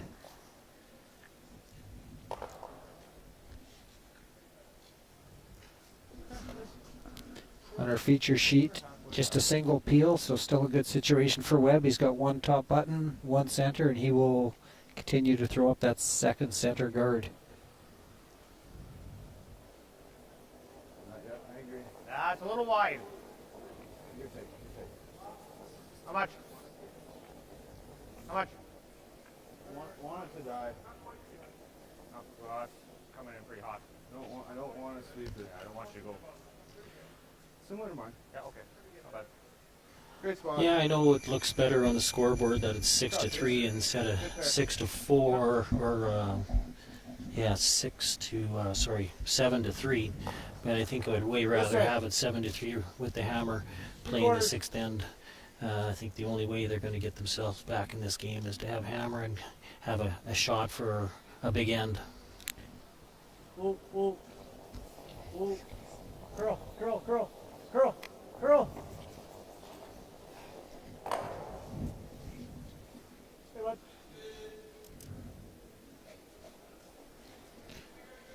My apologies to anyone watching. It's Ryan Jakes.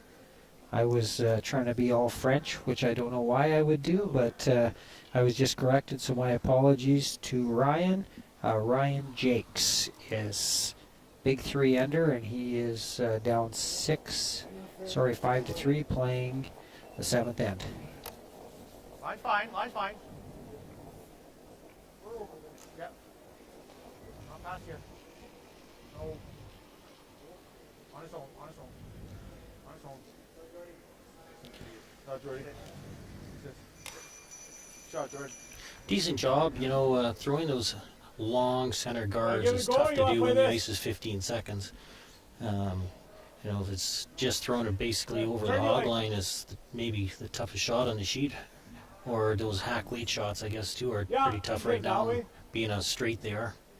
Yeah, I agree. Drawing T-line is something we do all the time, but when you have to start dropping one 3 feet over the hog line, 2 feet over the hog line, it's I think it's one of the toughest shots in curling, and the leads don't get enough credit for how good they are at it.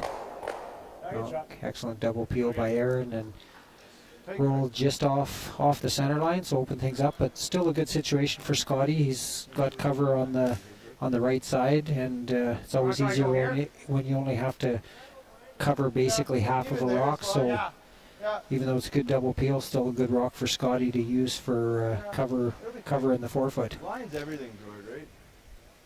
Yeah. But it is Appelman's rock up there now. He's going to be running their same color back instead of Scott's color, so definitely a good shot, that's for sure.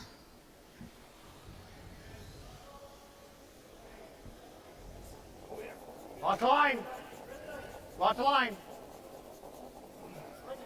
Whoa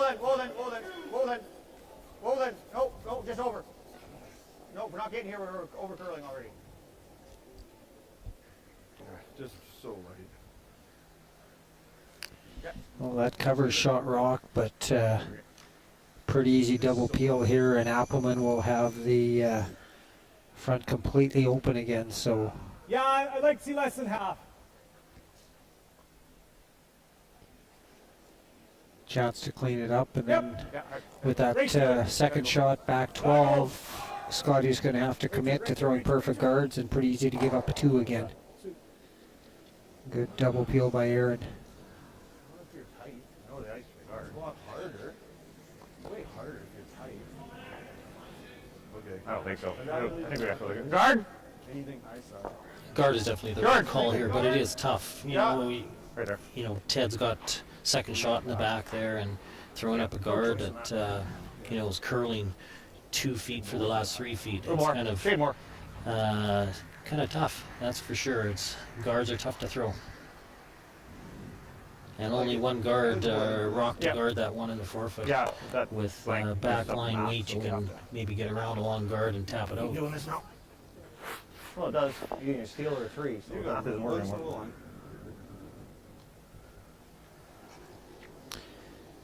Well, at this point in the game, very little room for error for Scott. The next big mistake could be the last, so really important now to really focus on every shot and be very precise, because he has very little room for error now with the score the way it is, getting later into the game.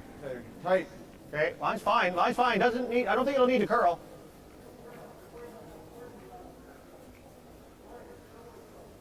No, it looks good. A little bit. No. A little bit. Good shot. Pretty much perfect. Yeah, tight guard definitely makes the run back a little easier for Ted, but a long guard, I think, like I was saying, I think he could play back line and get around that thing and tap that red one out and sit too. So I think his options were pretty well throw it tight and go for hopefully Ted doesn't make this and makes his next one a little tougher. Yeah, and if he does make this and is able to roll his shooter off, then Scott may have to hit the back one and just concede another blank end. Although at this point, every end that passes without anybody scoring is an advantage for Ted. Yep. Whoa. Yep. Hard. Hard. Hard. Hard. Another excellent shot by Ted, and going to be a decision now for Scott. He's certainly anything he comes around here, it's going to leave a fairly short run back for Ted, but I kind of think this stage of the game you almost have to take your chances and hope for a miss. Yeah. Let's go 3 feet. Okay. You were tight. Yeah. Yeah. Line's everything. Yeah. 3 feet more.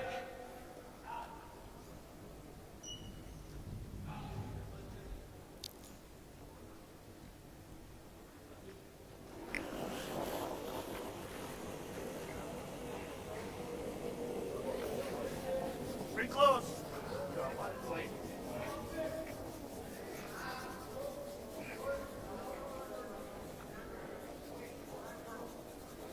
Take it back. Got a curl. Lots of room by the guard here for Scott, so they're going to try to get it back and get it buried. Line's getting better, but I think he is definitely going to leave it over half open and a good opportunity for Ted to throw hack weight and get his 2 points. Can you tell, Mike, is that back one possibly biting, or do you think it's out? I believe it's in. I think it's biting the back line, and that's about it. Yeah, it seems like Scott's kind of confused a little bit with putting the broom down in the right place for himself. That's 2 last rocks that he's throwing that haven't curled enough, so either he's got one rock that's a little straighter and he's not caught onto it, or he's just over-icing himself. And, you know, had Scott come around with the other turn and ended up in the same place, it would have been hard to remove because it would have been pushing it towards the yellow stone. But coming in with the end turn, he definitely had to fully bury, and no risk here for Ted. Wait's good. Hot. Oh, don't hit it early. Whoa. Eric. Hard, Eric. Hard, Eric. Right to it.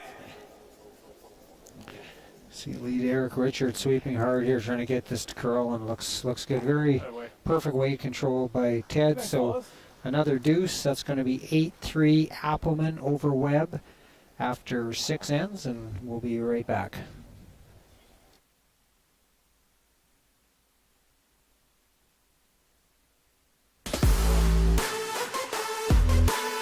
Win big with Curling Alberta's 50-50.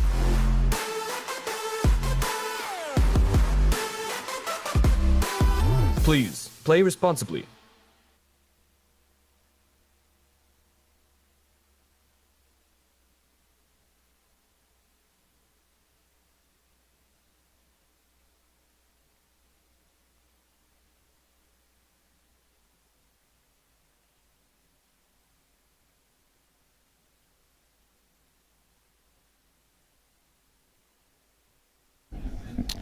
Welcome back. We're here at the 2022 Alberta Boston Pizza Cup in Grand Prairie, Alberta. Kurt Balderson here with Mike Maverick, following the 2C qualifiers in the men's side.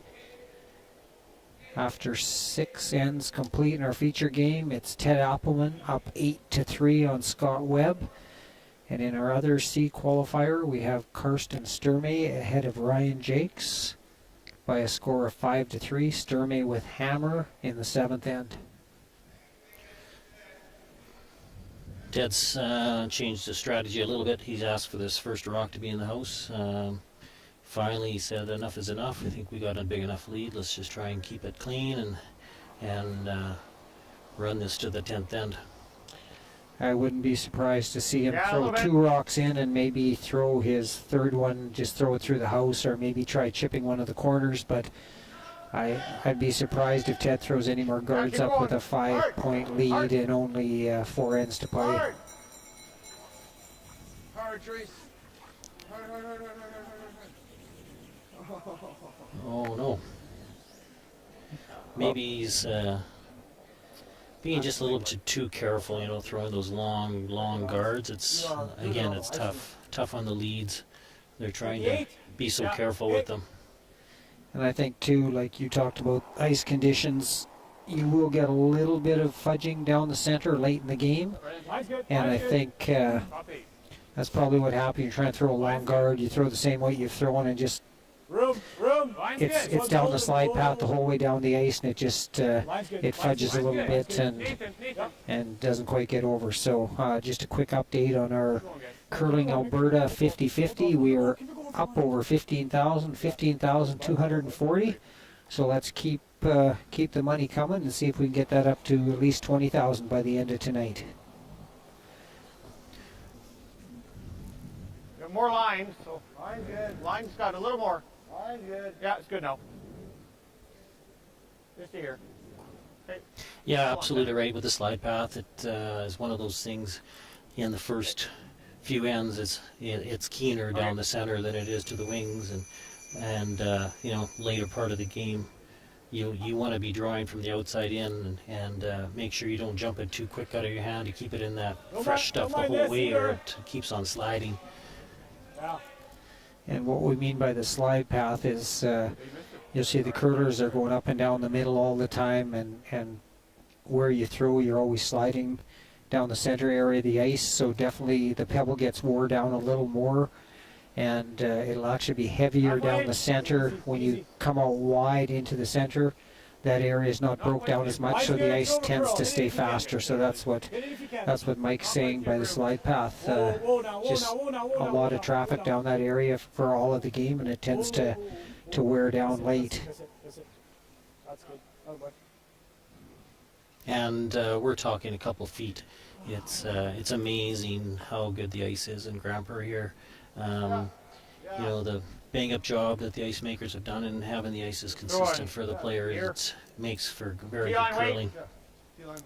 Yeah, definitely hats off. I think, you know, the curlers come here and we put in a lot of time and effort, but the ice makers, it's all day, every day. They're here at 6 in the morning and probably not gone till 11 at night. So really, all the curlers appreciate the work the ice crews do, and that's the number one thing you want when you come to an event is good ice. Everything else is just a bonus, but we want good ice so the best team can come out, and I think Roger and his crew has definitely give the curlers that this week. Oh, and the ice looks unbelievable with all the logos that they have put into the ice and the great sponsorship that Colin Griffiths has got for this event.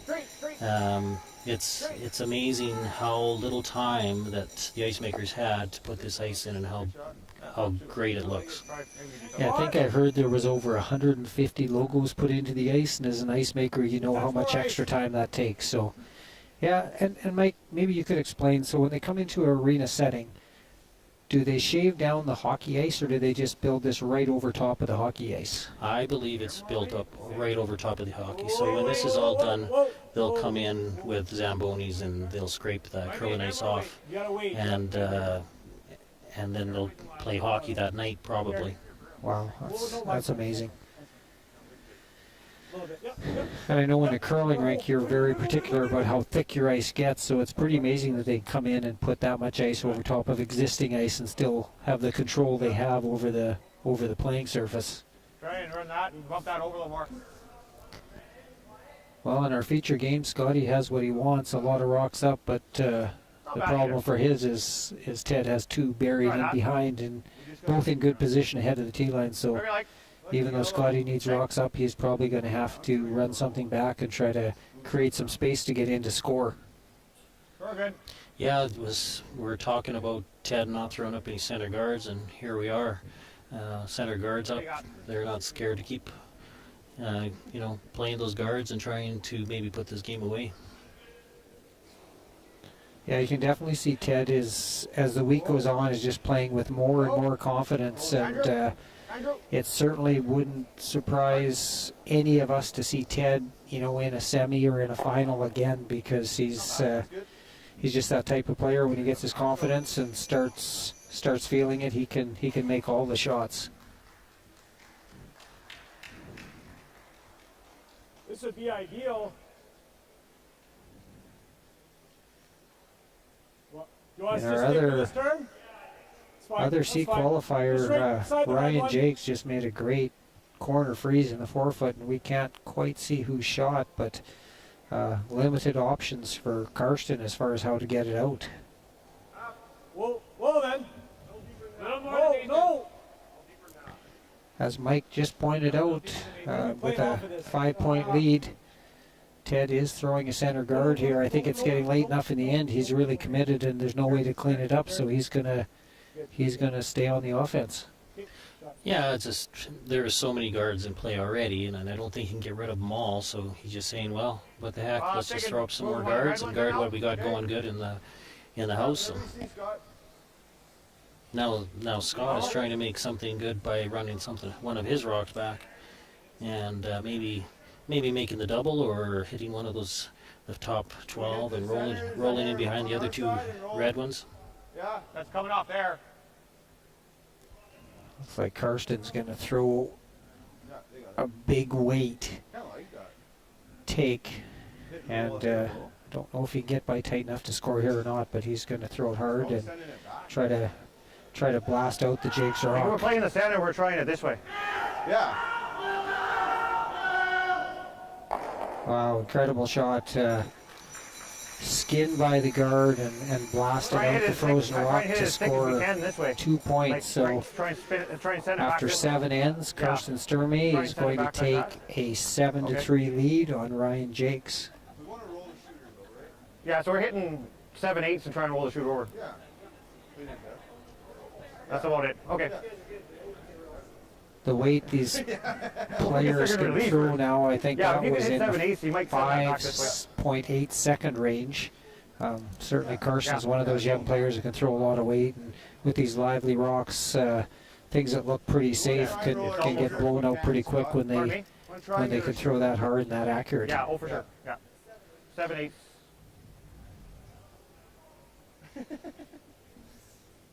I know. Your dad really wanted to break, so we took a timeout. You got it, man.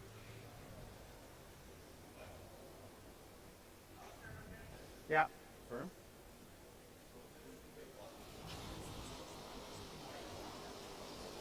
Whoa. No. No. No. No. Good shot. That's good. Well, that helps. Gets the one off the forefoot. Yeah, like you say, just got to create some space for Scott to get in to score here, and it's about all he could do there.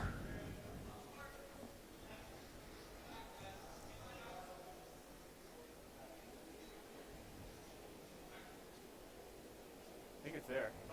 Whoa. I think we're heavy. Close for line. We're a little heavy. Well then, whoa. Where are we? Back 4, back 8. That's a hope. 13-7. Definitely a break for Scott here, as Aaron looks like he's throwing it just about through the ring, so opportunity for Scott to get one in here, and probably needs at least a deuce here to keep this game interesting. Yeah, that was 13-6. Back 12. Hearing the time, 13-6, back 12, that's still real fast. Ice is probably still close to 15 seconds playing later part of the last half here of this game, and we still got ice that is, time close to 15 seconds. Go, Tracy. Go, Tracy. Andrew, hard. Scotty going for a plan B, trying to get a kiss, but looks like he just curled by. He's going to stay for second shot, which is okay, but probably see Appelman come in here and try to come around and lay two buried.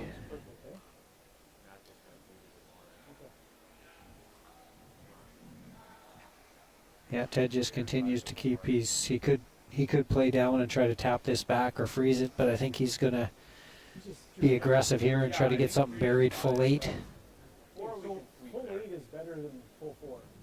The doubles there, they're gonna be lost, right? And you said 2. Like biting a 4-foot is perfect.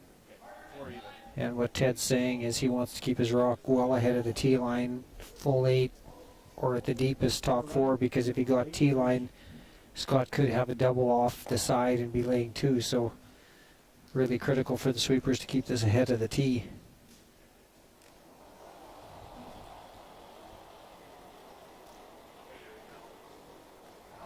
Line's fine, you can wait. Off if it's heavy, off. Just bite 4. Needs curl. Weight's good. Whoa, always needs curl. Just bite 4. Whoa. Come on, curl. Easy, easy. Whoa. Sit. Curl, get in there. No. Perfect. I thought it would move a little more, but not bad. Yeah, really good weight. Stayed That's all we can do. Yeah. above Second and third. Yeah. the level of the Scott. second shot rock, so no double for Scott. So it looks like he's going to try to hit and roll behind everything. Might have a run for. Yeah, I know if he tries this double, I think he's going to hit the back side of that one. That's just been thrown, so I think what Scott is thinking, let's just throw easy weight here and try and hit and flop and go right behind everything with like a board weight or something like that. Yeah. Heavy board. The heavy board. Yeah. So I see 11. Pretty important this shot, because there's not many other ways in. Probably the only other option for Scott going forward is going to be that Yeah. long center guard to raise in, which is high degree of difficulty. So pretty important here that Scott can hit and get shot rock, or he may have a lot of trouble scoring. Hit second and third, see what happens. Right at it, man.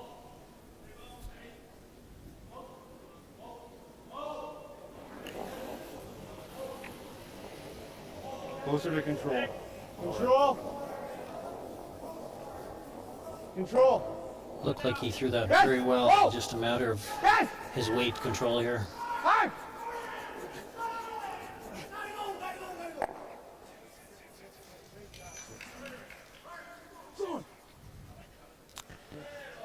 Well, rolled a little too far, but going to have 2 rocks in the house now, and he does still have the raise on the center. So I think you'll try to see Ted get a second rock in the house to at least outcount one of the reds, so not leave Scott anything for more than 2 points. Yeah, that was very good for Scott to keep that rock in, second or third shot. Give him an opportunity to make, something really good for 3 here. Where was it? Yeah, even if Ted gets third shot in or second shot, Scotty should have an angle raise for a possible 2 or 3. So I think at this point in the game, he'll have to take that chance.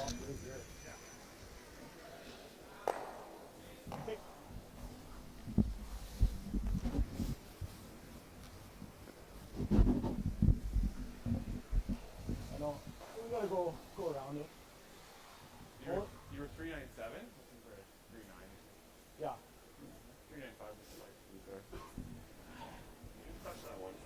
I don't. Yeah, I was just gonna say the same Let's thing. go 395, and then that should give you an extra. We got a little more ice too, so like it's Okay, never be in danger for line.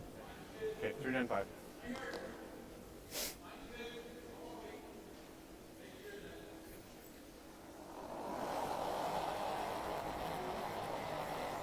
I got a rocket. You got a rocket. I got a rocket. Lots.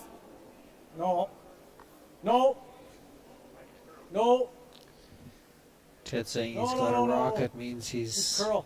definitely heavy out of his hand, and And in the fresh stuff, which the rock's going to slide a little bit easier out there, and never ever got close to that slide path where it might dig in.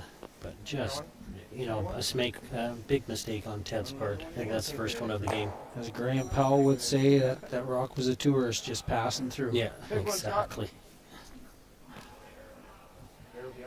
So big opportunity for Scott here, really out of nowhere. Just going to have an angle raise for 3, and definitely a I chance don't to think it'll move here. get back in this game. So a real key shot, What are you pretty playing? much No, a it's must outside. make, Oh, I gotta would say go. at this point, wouldn't you, Mike?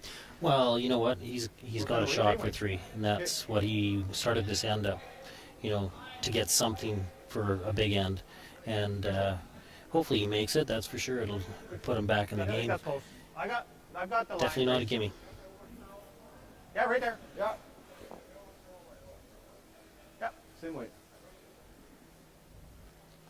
Lots of chatting here, too.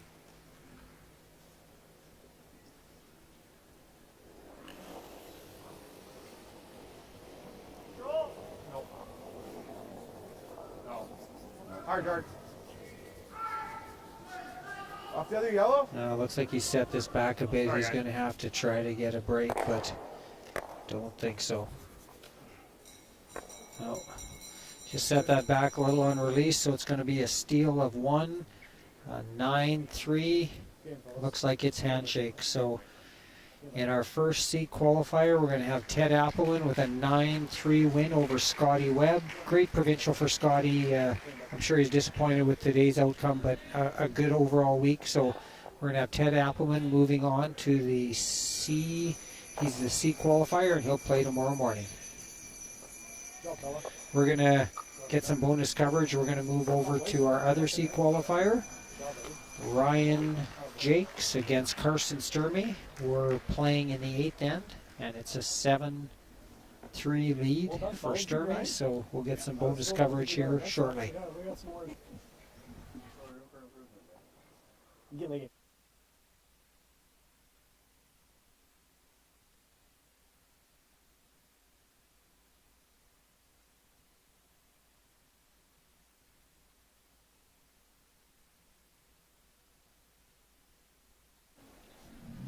Well, we're back here, bonus coverage. I'd like to thank 49th Parallel for the great job they're doing and adjusting on the fly here and giving us some more curling coverage tonight from Grand Prairie, Alberta. Just a quick update on our curling Alberta 50-50. We are up to $16,640. Let's keep going and see if we can hit $20,000.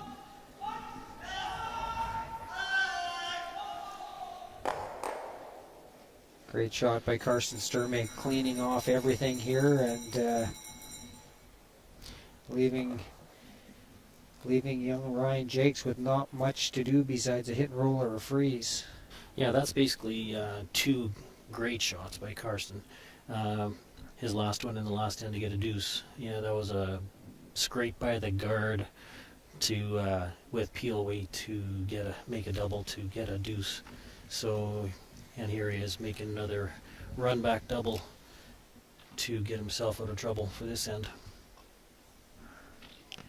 Just a quick update. We're going to have a presentation tomorrow morning at 9 a.m. The Bo Daviduck Award.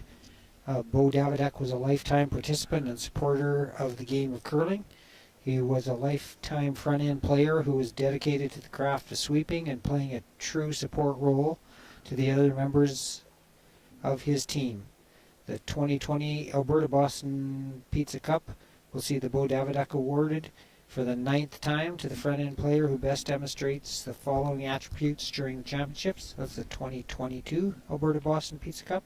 Sweeping prowess, team support, and sportsmanship. So, yeah, we'll have that awarded tomorrow morning.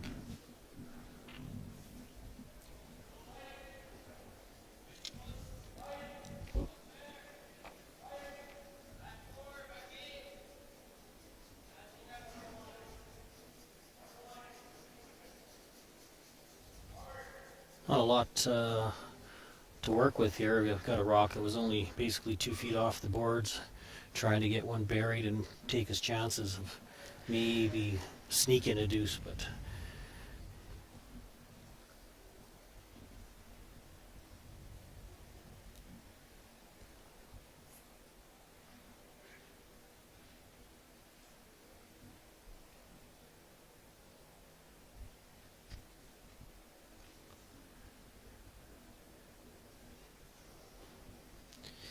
Carson tried to hit and stick here and force Ryan into a single, which would give Carson firm control heading into the ninth end, 3 up with hammer if both teams execute their shots here. oh, he's not light. Yeah, very accurate. A little surprising throwing that kind of heat to hit and stick, but well thrown and right on the nose.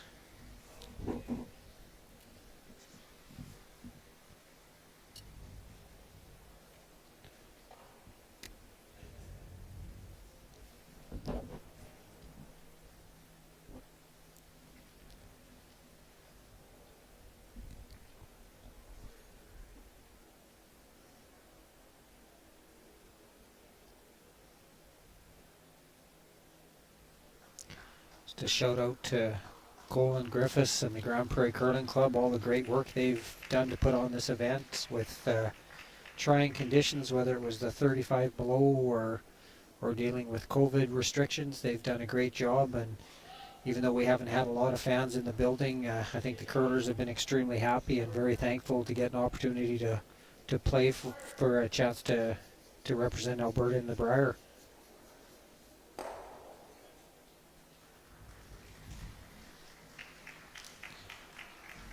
Hit and stick for Ryan, and he'll close the score to 7-4 after 8 ends complete.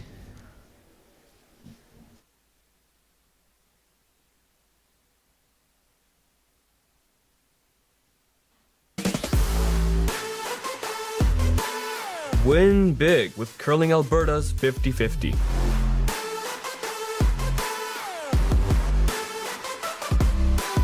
Please, play responsibly. So you're a pizza person, but you're married to a wing person, and your kids are salad people? You can't pick your fam, but with over 50 menu items to choose from, you can make them all happy. Order today and enjoy Boston pizza at home. Welcome back to the 2022 Alberta Boston Pizza Cup. We're in our second C qualifier. Ted Appelman of Edmonton, with a 9-3 win over Scott Webb, has moved into tomorrow morning's quarterfinal, and we're looking for our second quarterfinalist as we have Carson Sturmy with a 7-4 lead over Ryan Jakes after 8 ends. Ryan's going to have to get 2 guards up and throw everything he has at him. It's definitely a point in the game where he has to go full out and take every chance possible to try to get a steal and get back in this game. Yeah, Sturmy just he wants to just make sure he gets one here. If he blanks it, fine. But scoring is huge. If he gets his single, I think it might be handshakes.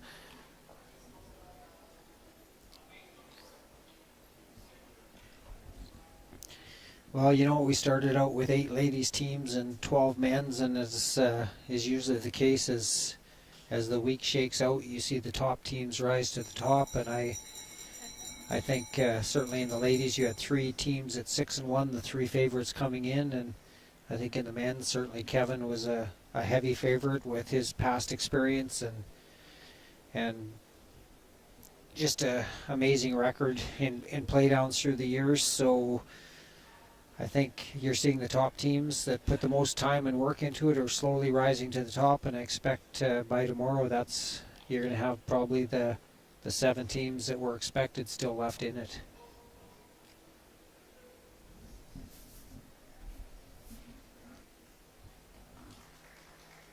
Yeah, the ladies is going to be exciting to see. It's going to be those three top teams. It could be anybody's championship, that's for sure. Well, high drama today with Scheidegger needing a win to secure first overall and a bye into the final, last rock into the final. 2-up coming home against Kelsey Rock. Looked like she was in firm control, and Rock played a good end and a couple breaks and got a big 3-ender, and with that it put the 3 teams all at 6-1, and Laura Walker with the best overall draw to the button for Hammer at the start of the game. She had the lowest total, so with that she got first place overall and last rock in the final. So yeah, high drama this afternoon in Grand Prairie, but big win for Laura Walker in her last round robin game, and the chance to move right into the final on Sunday.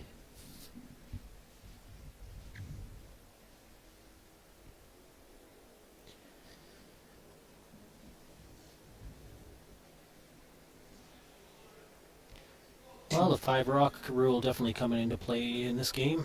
You know, all the rocks in front are still unable to get taken off by the Sturmy team, but I'm guessing you're going to see some action this next rock coming down. It's going to be uphill. Yeah, you know, 5 really good shots so far to start this end. Two well-placed guards and 2 rocks ahead of the tee line for Team Sturmy, and now a good corner freeze. So now you'll see the Sturmy team start trying to peel and clean up the front. Like you said, Mike, really Carson just wants to score a single this end and the game will be pretty much over.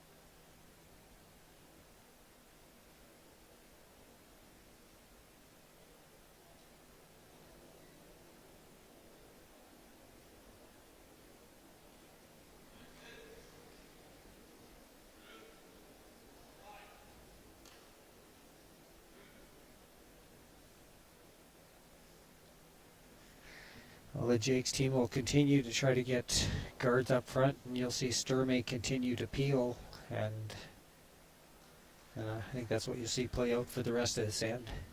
Yeah, well thrown. It's leaves a little bit bigger angle for the center guards to be removed. Hitting it just perfect. I think you can get all 3 of them moving.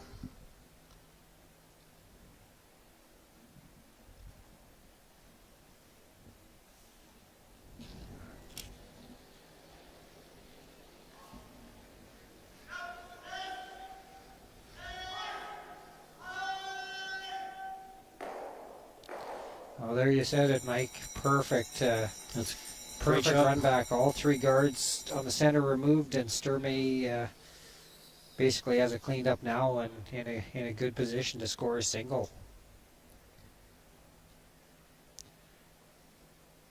The big weight ability of all these players now just makes such a difference to the game. You see lots of rocks in play, and 2 or 3 shots later there can be a blank end. So certainly all the top teams now have the ability to throw the big weight and can move a lot of granite in a hurry. Yeah, and just it's amazing. They're taking 0 ice basically and put the broom where they want to hit it, and the rock just basically stays right there. So they're throwing it perfect, not anything set back, and if you got good sweepers, that rock hardly moves at all.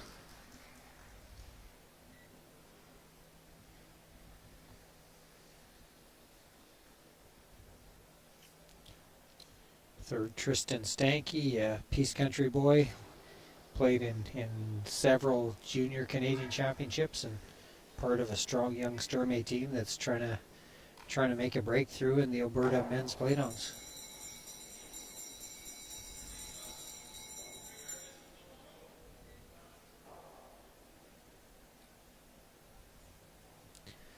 Probably see 2 more guards for the Jakes team, and then maybe try to tap the red back and line it up perfectly so they can't be removed. But definitely a good situation right now for Carson Sturmy. No real danger. Yeah, you might even see another guard come up for Jake's after this one, and then maybe hit and sit 2 somehow in the house, and hopefully Carson misses his last one. That could be the last hurrah. Hog Rock again, like you said, Mike, trying to throw that long guard just over as it gets late in the game, gets tougher and tougher. So chance for Tristan Stanky to clean house here, and all they'll have left is a couple corner guards.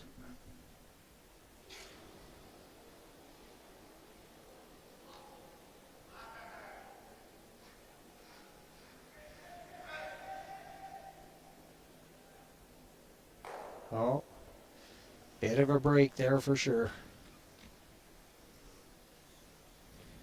Yeah, there you go again, that little bit of a set. He was sliding almost perfect, but just sliding ever so slightly in the side, and then set it back to get closer to the broom. And it's funny how the brain works.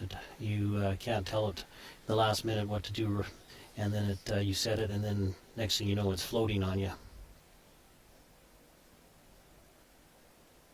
Yeah, whether it's just trying to throw a little too hard, or just trying to be a little bit careful, but just like you say, you just set that a hair, and then no chance for it to come back with that kind of weight.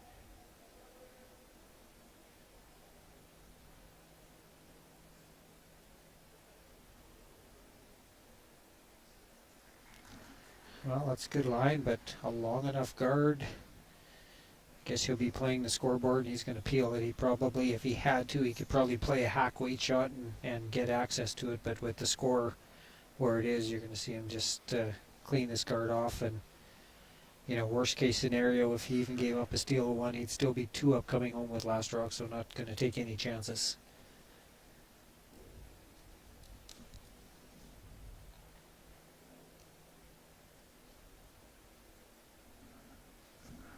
I'm guessing he's feeling pretty confident with his draw weight as well, and he's been drawing very well all game, so it's one of those things. I think he's going to peel this guard, and if he gets left with a draw for his 1, I think he's going to be comfortable making that shot, seeing that rock is just so barely biting the forefoot. Yeah, I definitely agree with you, Mike. Watching Carson through the week, he's had extremely good draw weight, has strong sweeping, so you're probably right. You see a tight guard here, and you'll see if Carson can't see any of it, he'll throw the in-turn draw and just try to take a single point.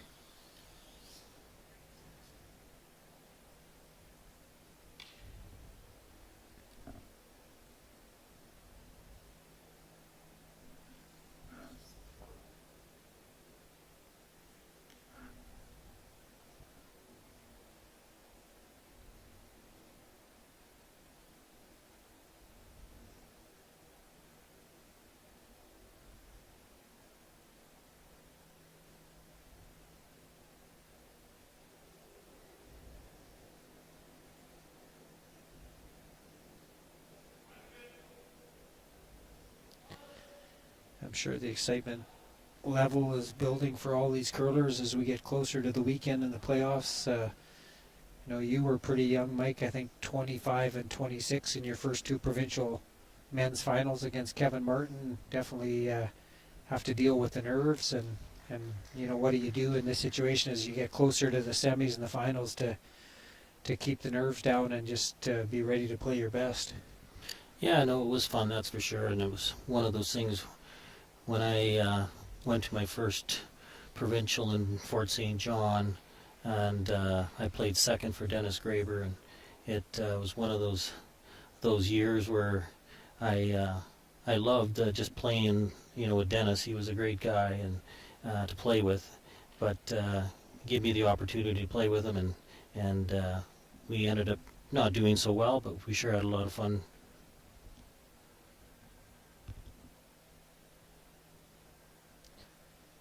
Well, exactly like you predicted, in turn draw for Carson here, and if he gets a single, you'll probably see handshakes. So, and you do see a lot of curlers, like you said, fresh out of juniors. You'll go play a year or two with a veteran player and gain experience, and then step up and move into the backhand position. Oh, just got a little out there. Carson Waits looked good, but he just got a little too far outside, and a steal, and we're going to see another end. Yeah, it looked like he threw it good.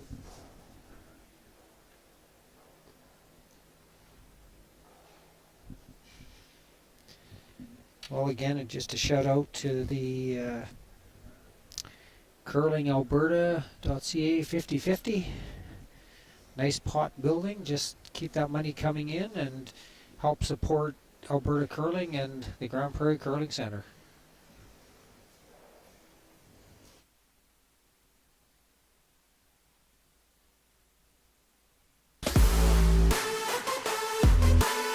Win big with Curling Alberta's 50/50.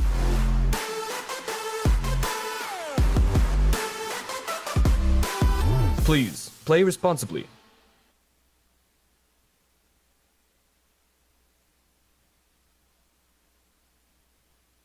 Well, welcome back. We're in the 10th end of the second C qualifier in the 2022 Alberta Boston Pizza Cup. Karsten Sturmy holding a 2-point lead with last rock coming home against Ryan Jakes. A quick update on the Curling Alberta 50/50. We are up to 17,400. So a nice payday coming for somebody. Keep your money coming in if you want a chance to win that 17,400. Split down the middle. It's still a nice little payday for somebody. So keep that money coming. Perfect center guard by the Jakes team, and two options here. You'll either see teams come in, try to go full 8 and be first in, or sometimes they'll chip the center guard. And I think if it was tied up, you'd see Karsten chipping off the center, but because he has a 2-point lead, he's okay with letting Jakes get 2 guards up, and then he'll start trying to peel. But if you're tied up or 1 up, you'll usually split those centers off, which the leads are getting extremely efficient at. As long as you don't remove them from play, you can throw about backline weight and clear the front. So I think just the score is dictating that Karsten chooses to come in with the first one, and now he'll either come in again or he will try to chip one of these on his second shot.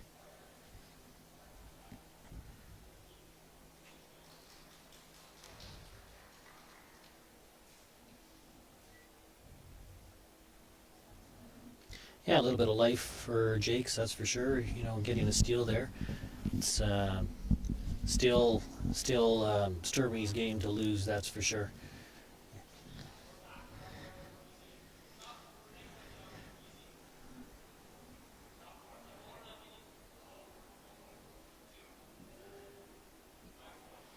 Well, Mike, you might be the only person I know who's never missed one of those backline splits. You were playing lead for me in Lloyd Minister. You came and subbed probably 10 years ago when we were playing Paul Gausel in the last end.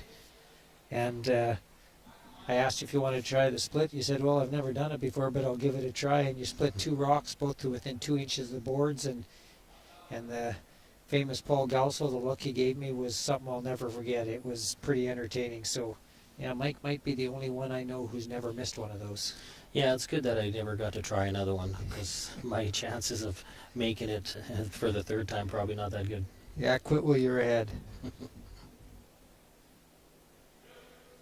Well, you're going to see Ryan try to come in now and tap this back 8 and build a bit of a wall. He's got 2 good guards up, so he'll try to build a bit of a wall at the back, and you'll see Carson start trying to peel the front. Really, really good shot there, just moving the rock back and giving himself something to freeze to, and see Karsten trying to clean up the front now. five pretty much perfect shots so far.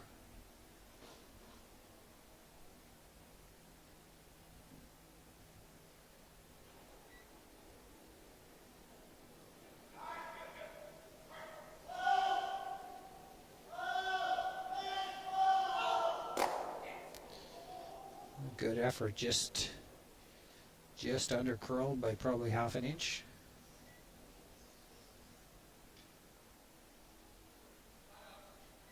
Yeah, just thinking that might be coming. Your options. What are your options now, Mike? Well, his yellow in the top 8 is in a really good position, I think, and I don't think you want to touch too many rocks quite yet in the house. So I'm thinking probably throw up another guard. It's still really early in the end.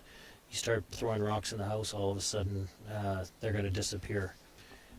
I know Carson's probably going to go up there, or Sturmy, sorry, is going to go up there and probably clear off the front. But I would like to throw up another guard here. Yeah, I think that's your two options, either a long guard or come in and freeze to the one in the forefoot. But you're right, if you come in too early and they make a good shot, the end's pretty much dead. So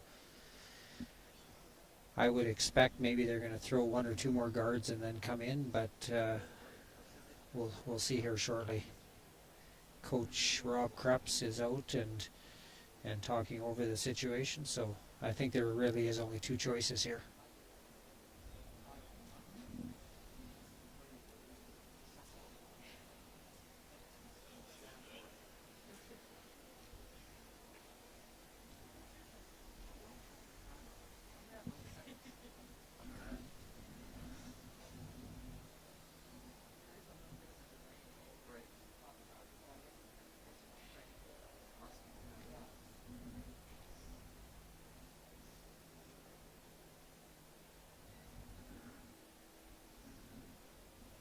Still not sure what they're playing, but probably the guard. I thought they were going to try and freeze that back red one. They're kind of indicating that. It does look like a lot of ice to me to get to the center line on a long guard, so maybe they have chose to come in. Definitely tight.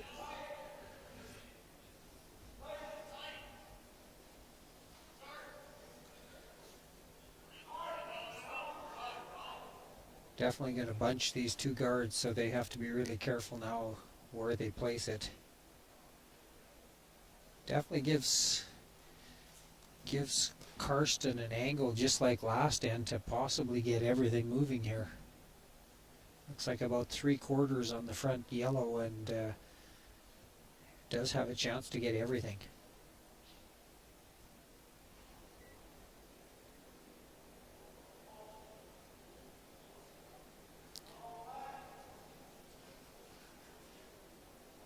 Definitely could see just a little set on release, and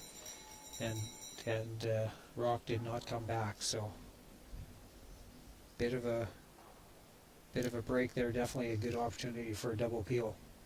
Well, we'll see now what they really were playing. I think they're going to play the same shot, same ice.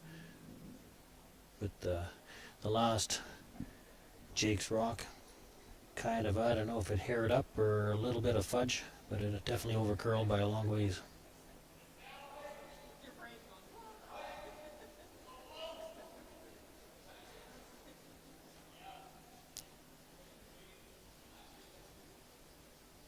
Definitely seems like they've gone to a plan B on both rocks.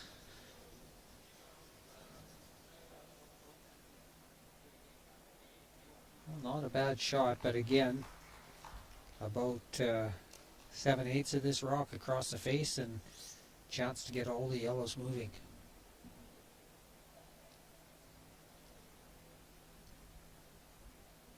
Ice does seem like it's a little bit slower after that. The Appelman Webb game is finished a little bit early and down to one sheet. It seems like the ice has changed just a little bit over here. Yeah, I would agree. There it is. That excellent shot, making up for last end for Tristan. Cleaned all the yellows out other than the top biter, which should not be a factor, and should be a game winner.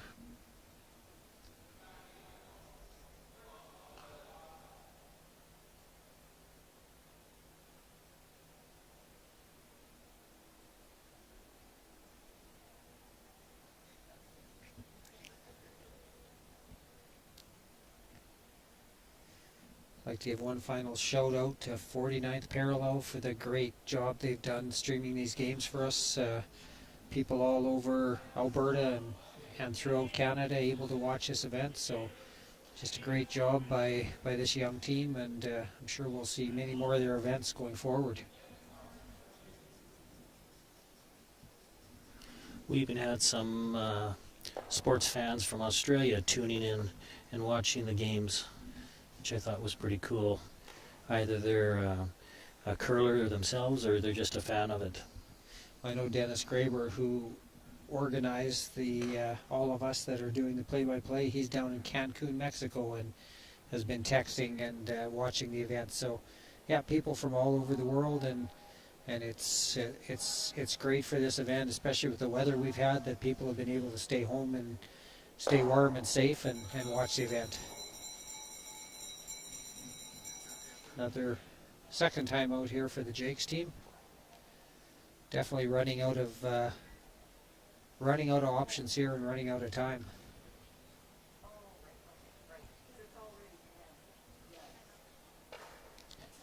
Whatever happens here, a good showing. A young team probably getting their first crack at a men's provincials, and doing really well, getting late into the week, and great experience. So it's been good to see some new faces here this week. It seems like the familiar ones always shake out and are there at the end, but it's these young teams have to get experience, and 5 or 10 years down the road, they're going to be the ones that are representing Alberta. So it's good to see young teams starting to make a statement.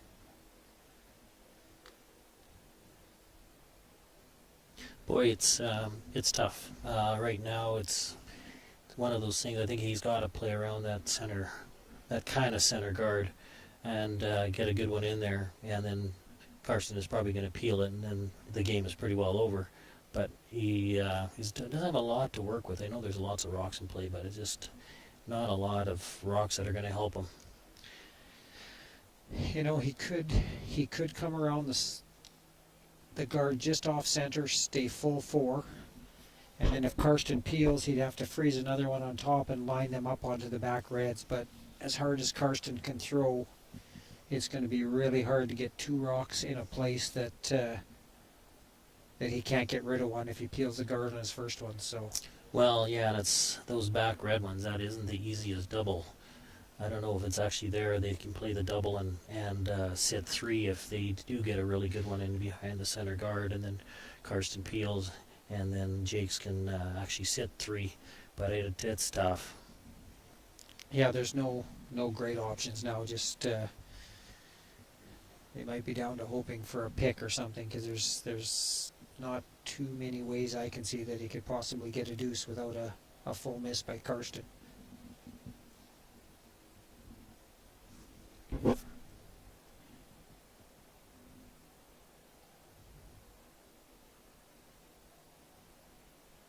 See, we've just passed the $18,000 mark, and we have 35 minutes left for the 50-50, so go to curlingalberta.ca 50-50 for a chance. Let's get this up to 20,000 if we can.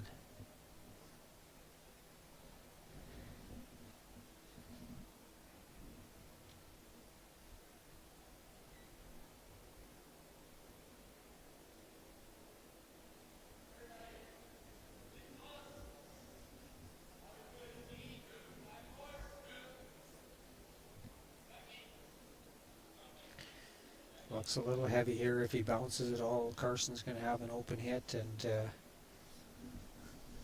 will not be any options left, I don't think.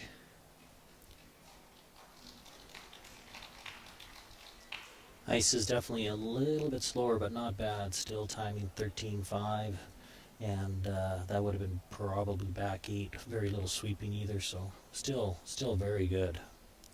Yeah, probably looking at 14.3 with sweeping, so like you say, the ice has held up very well, and I think if Karsten can remove this and stick around, there's no easy double. Even if he killed his one on the side, there's no easy double on these back two to stick around. So I think as long as you see this yellow rock leave the house, it could be over.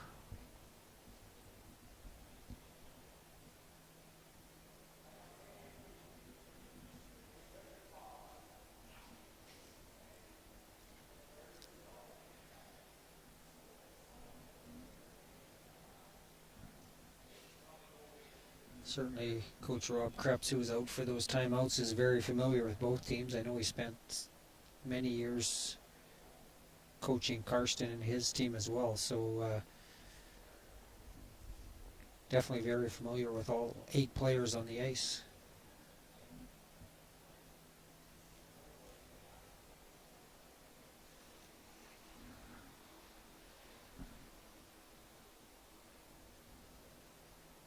Can you see from where you're at, Mike? Can you see the full yellow rock at the back, or? I don't believe so. I think it's a couple inches hidden, and I think he's just trying to take off that front yellow one. Oh, okay. And leave himself an open hit for his next one. Open hit for the win.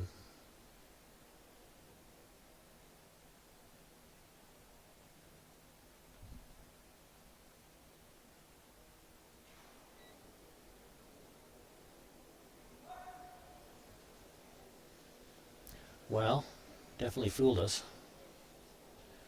I thought he was throwing the out turn there. Yeah, you know what, they very different from most teams. These U of A teams throw all their peels across the face, which is very uncommon. So, yeah, not surprised. I actually played with Karsten's team in a spiel about 3 years ago, and that's something they pointed out to me. Even peeling corner guards, they peel them across the face, which I was not accustomed to, but I know that's what they do on a regular basis, and are very, very good at it. So, yeah, something different we're not used to seeing, but they definitely make it look pretty easy.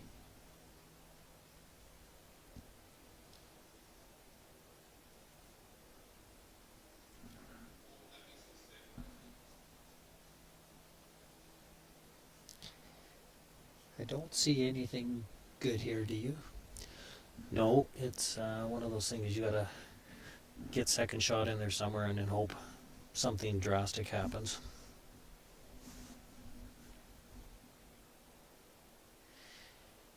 Yeah, I don't see anything other than maybe a pick on the last rock. I don't see any scenario where he can place his rocks that's going to make it difficult for Karsten at this point.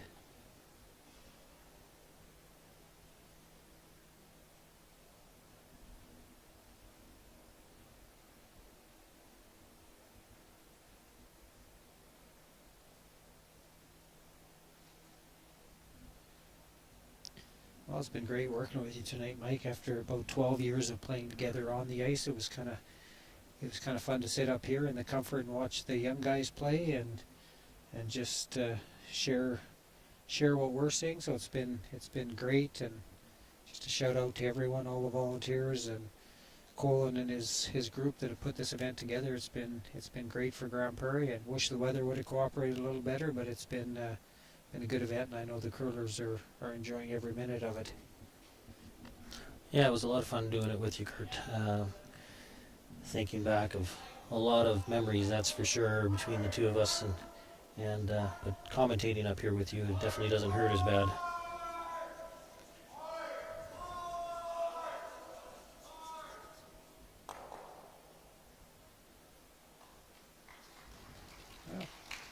He's laying two. That's about the only good thing you can say. Yeah. Karsten will throw. You'll see them clean up the path really good. Karsten will throw it hard, so even if it does go over something, it shouldn't affect it, and just has to make contact for the win. So if this goes according to plan, I think you'll probably see the 4 most experienced, although they're young, but the teams that play the most on the tour and have the most experience left to play on the weekend, and we have our 3 top ladies teams playing. So one more draw tomorrow on our streaming, and then we'll be to Sportsnet. So look forward to a great weekend of curling. Well, looks good. Carson's right on line, and that's it. That's a single for Carson, and 8-5 win, and Karsten Sturmy will be moving on to the quarters tomorrow morning to take on Ted Appelman. So thank you from Grand Prairie Bonnet's Energy Center, and we will see you tomorrow morning. Yeah, all those 50-50 buyers. Hopefully somebody's going to win it, that's for sure, but hopefully the money goes to a good cause.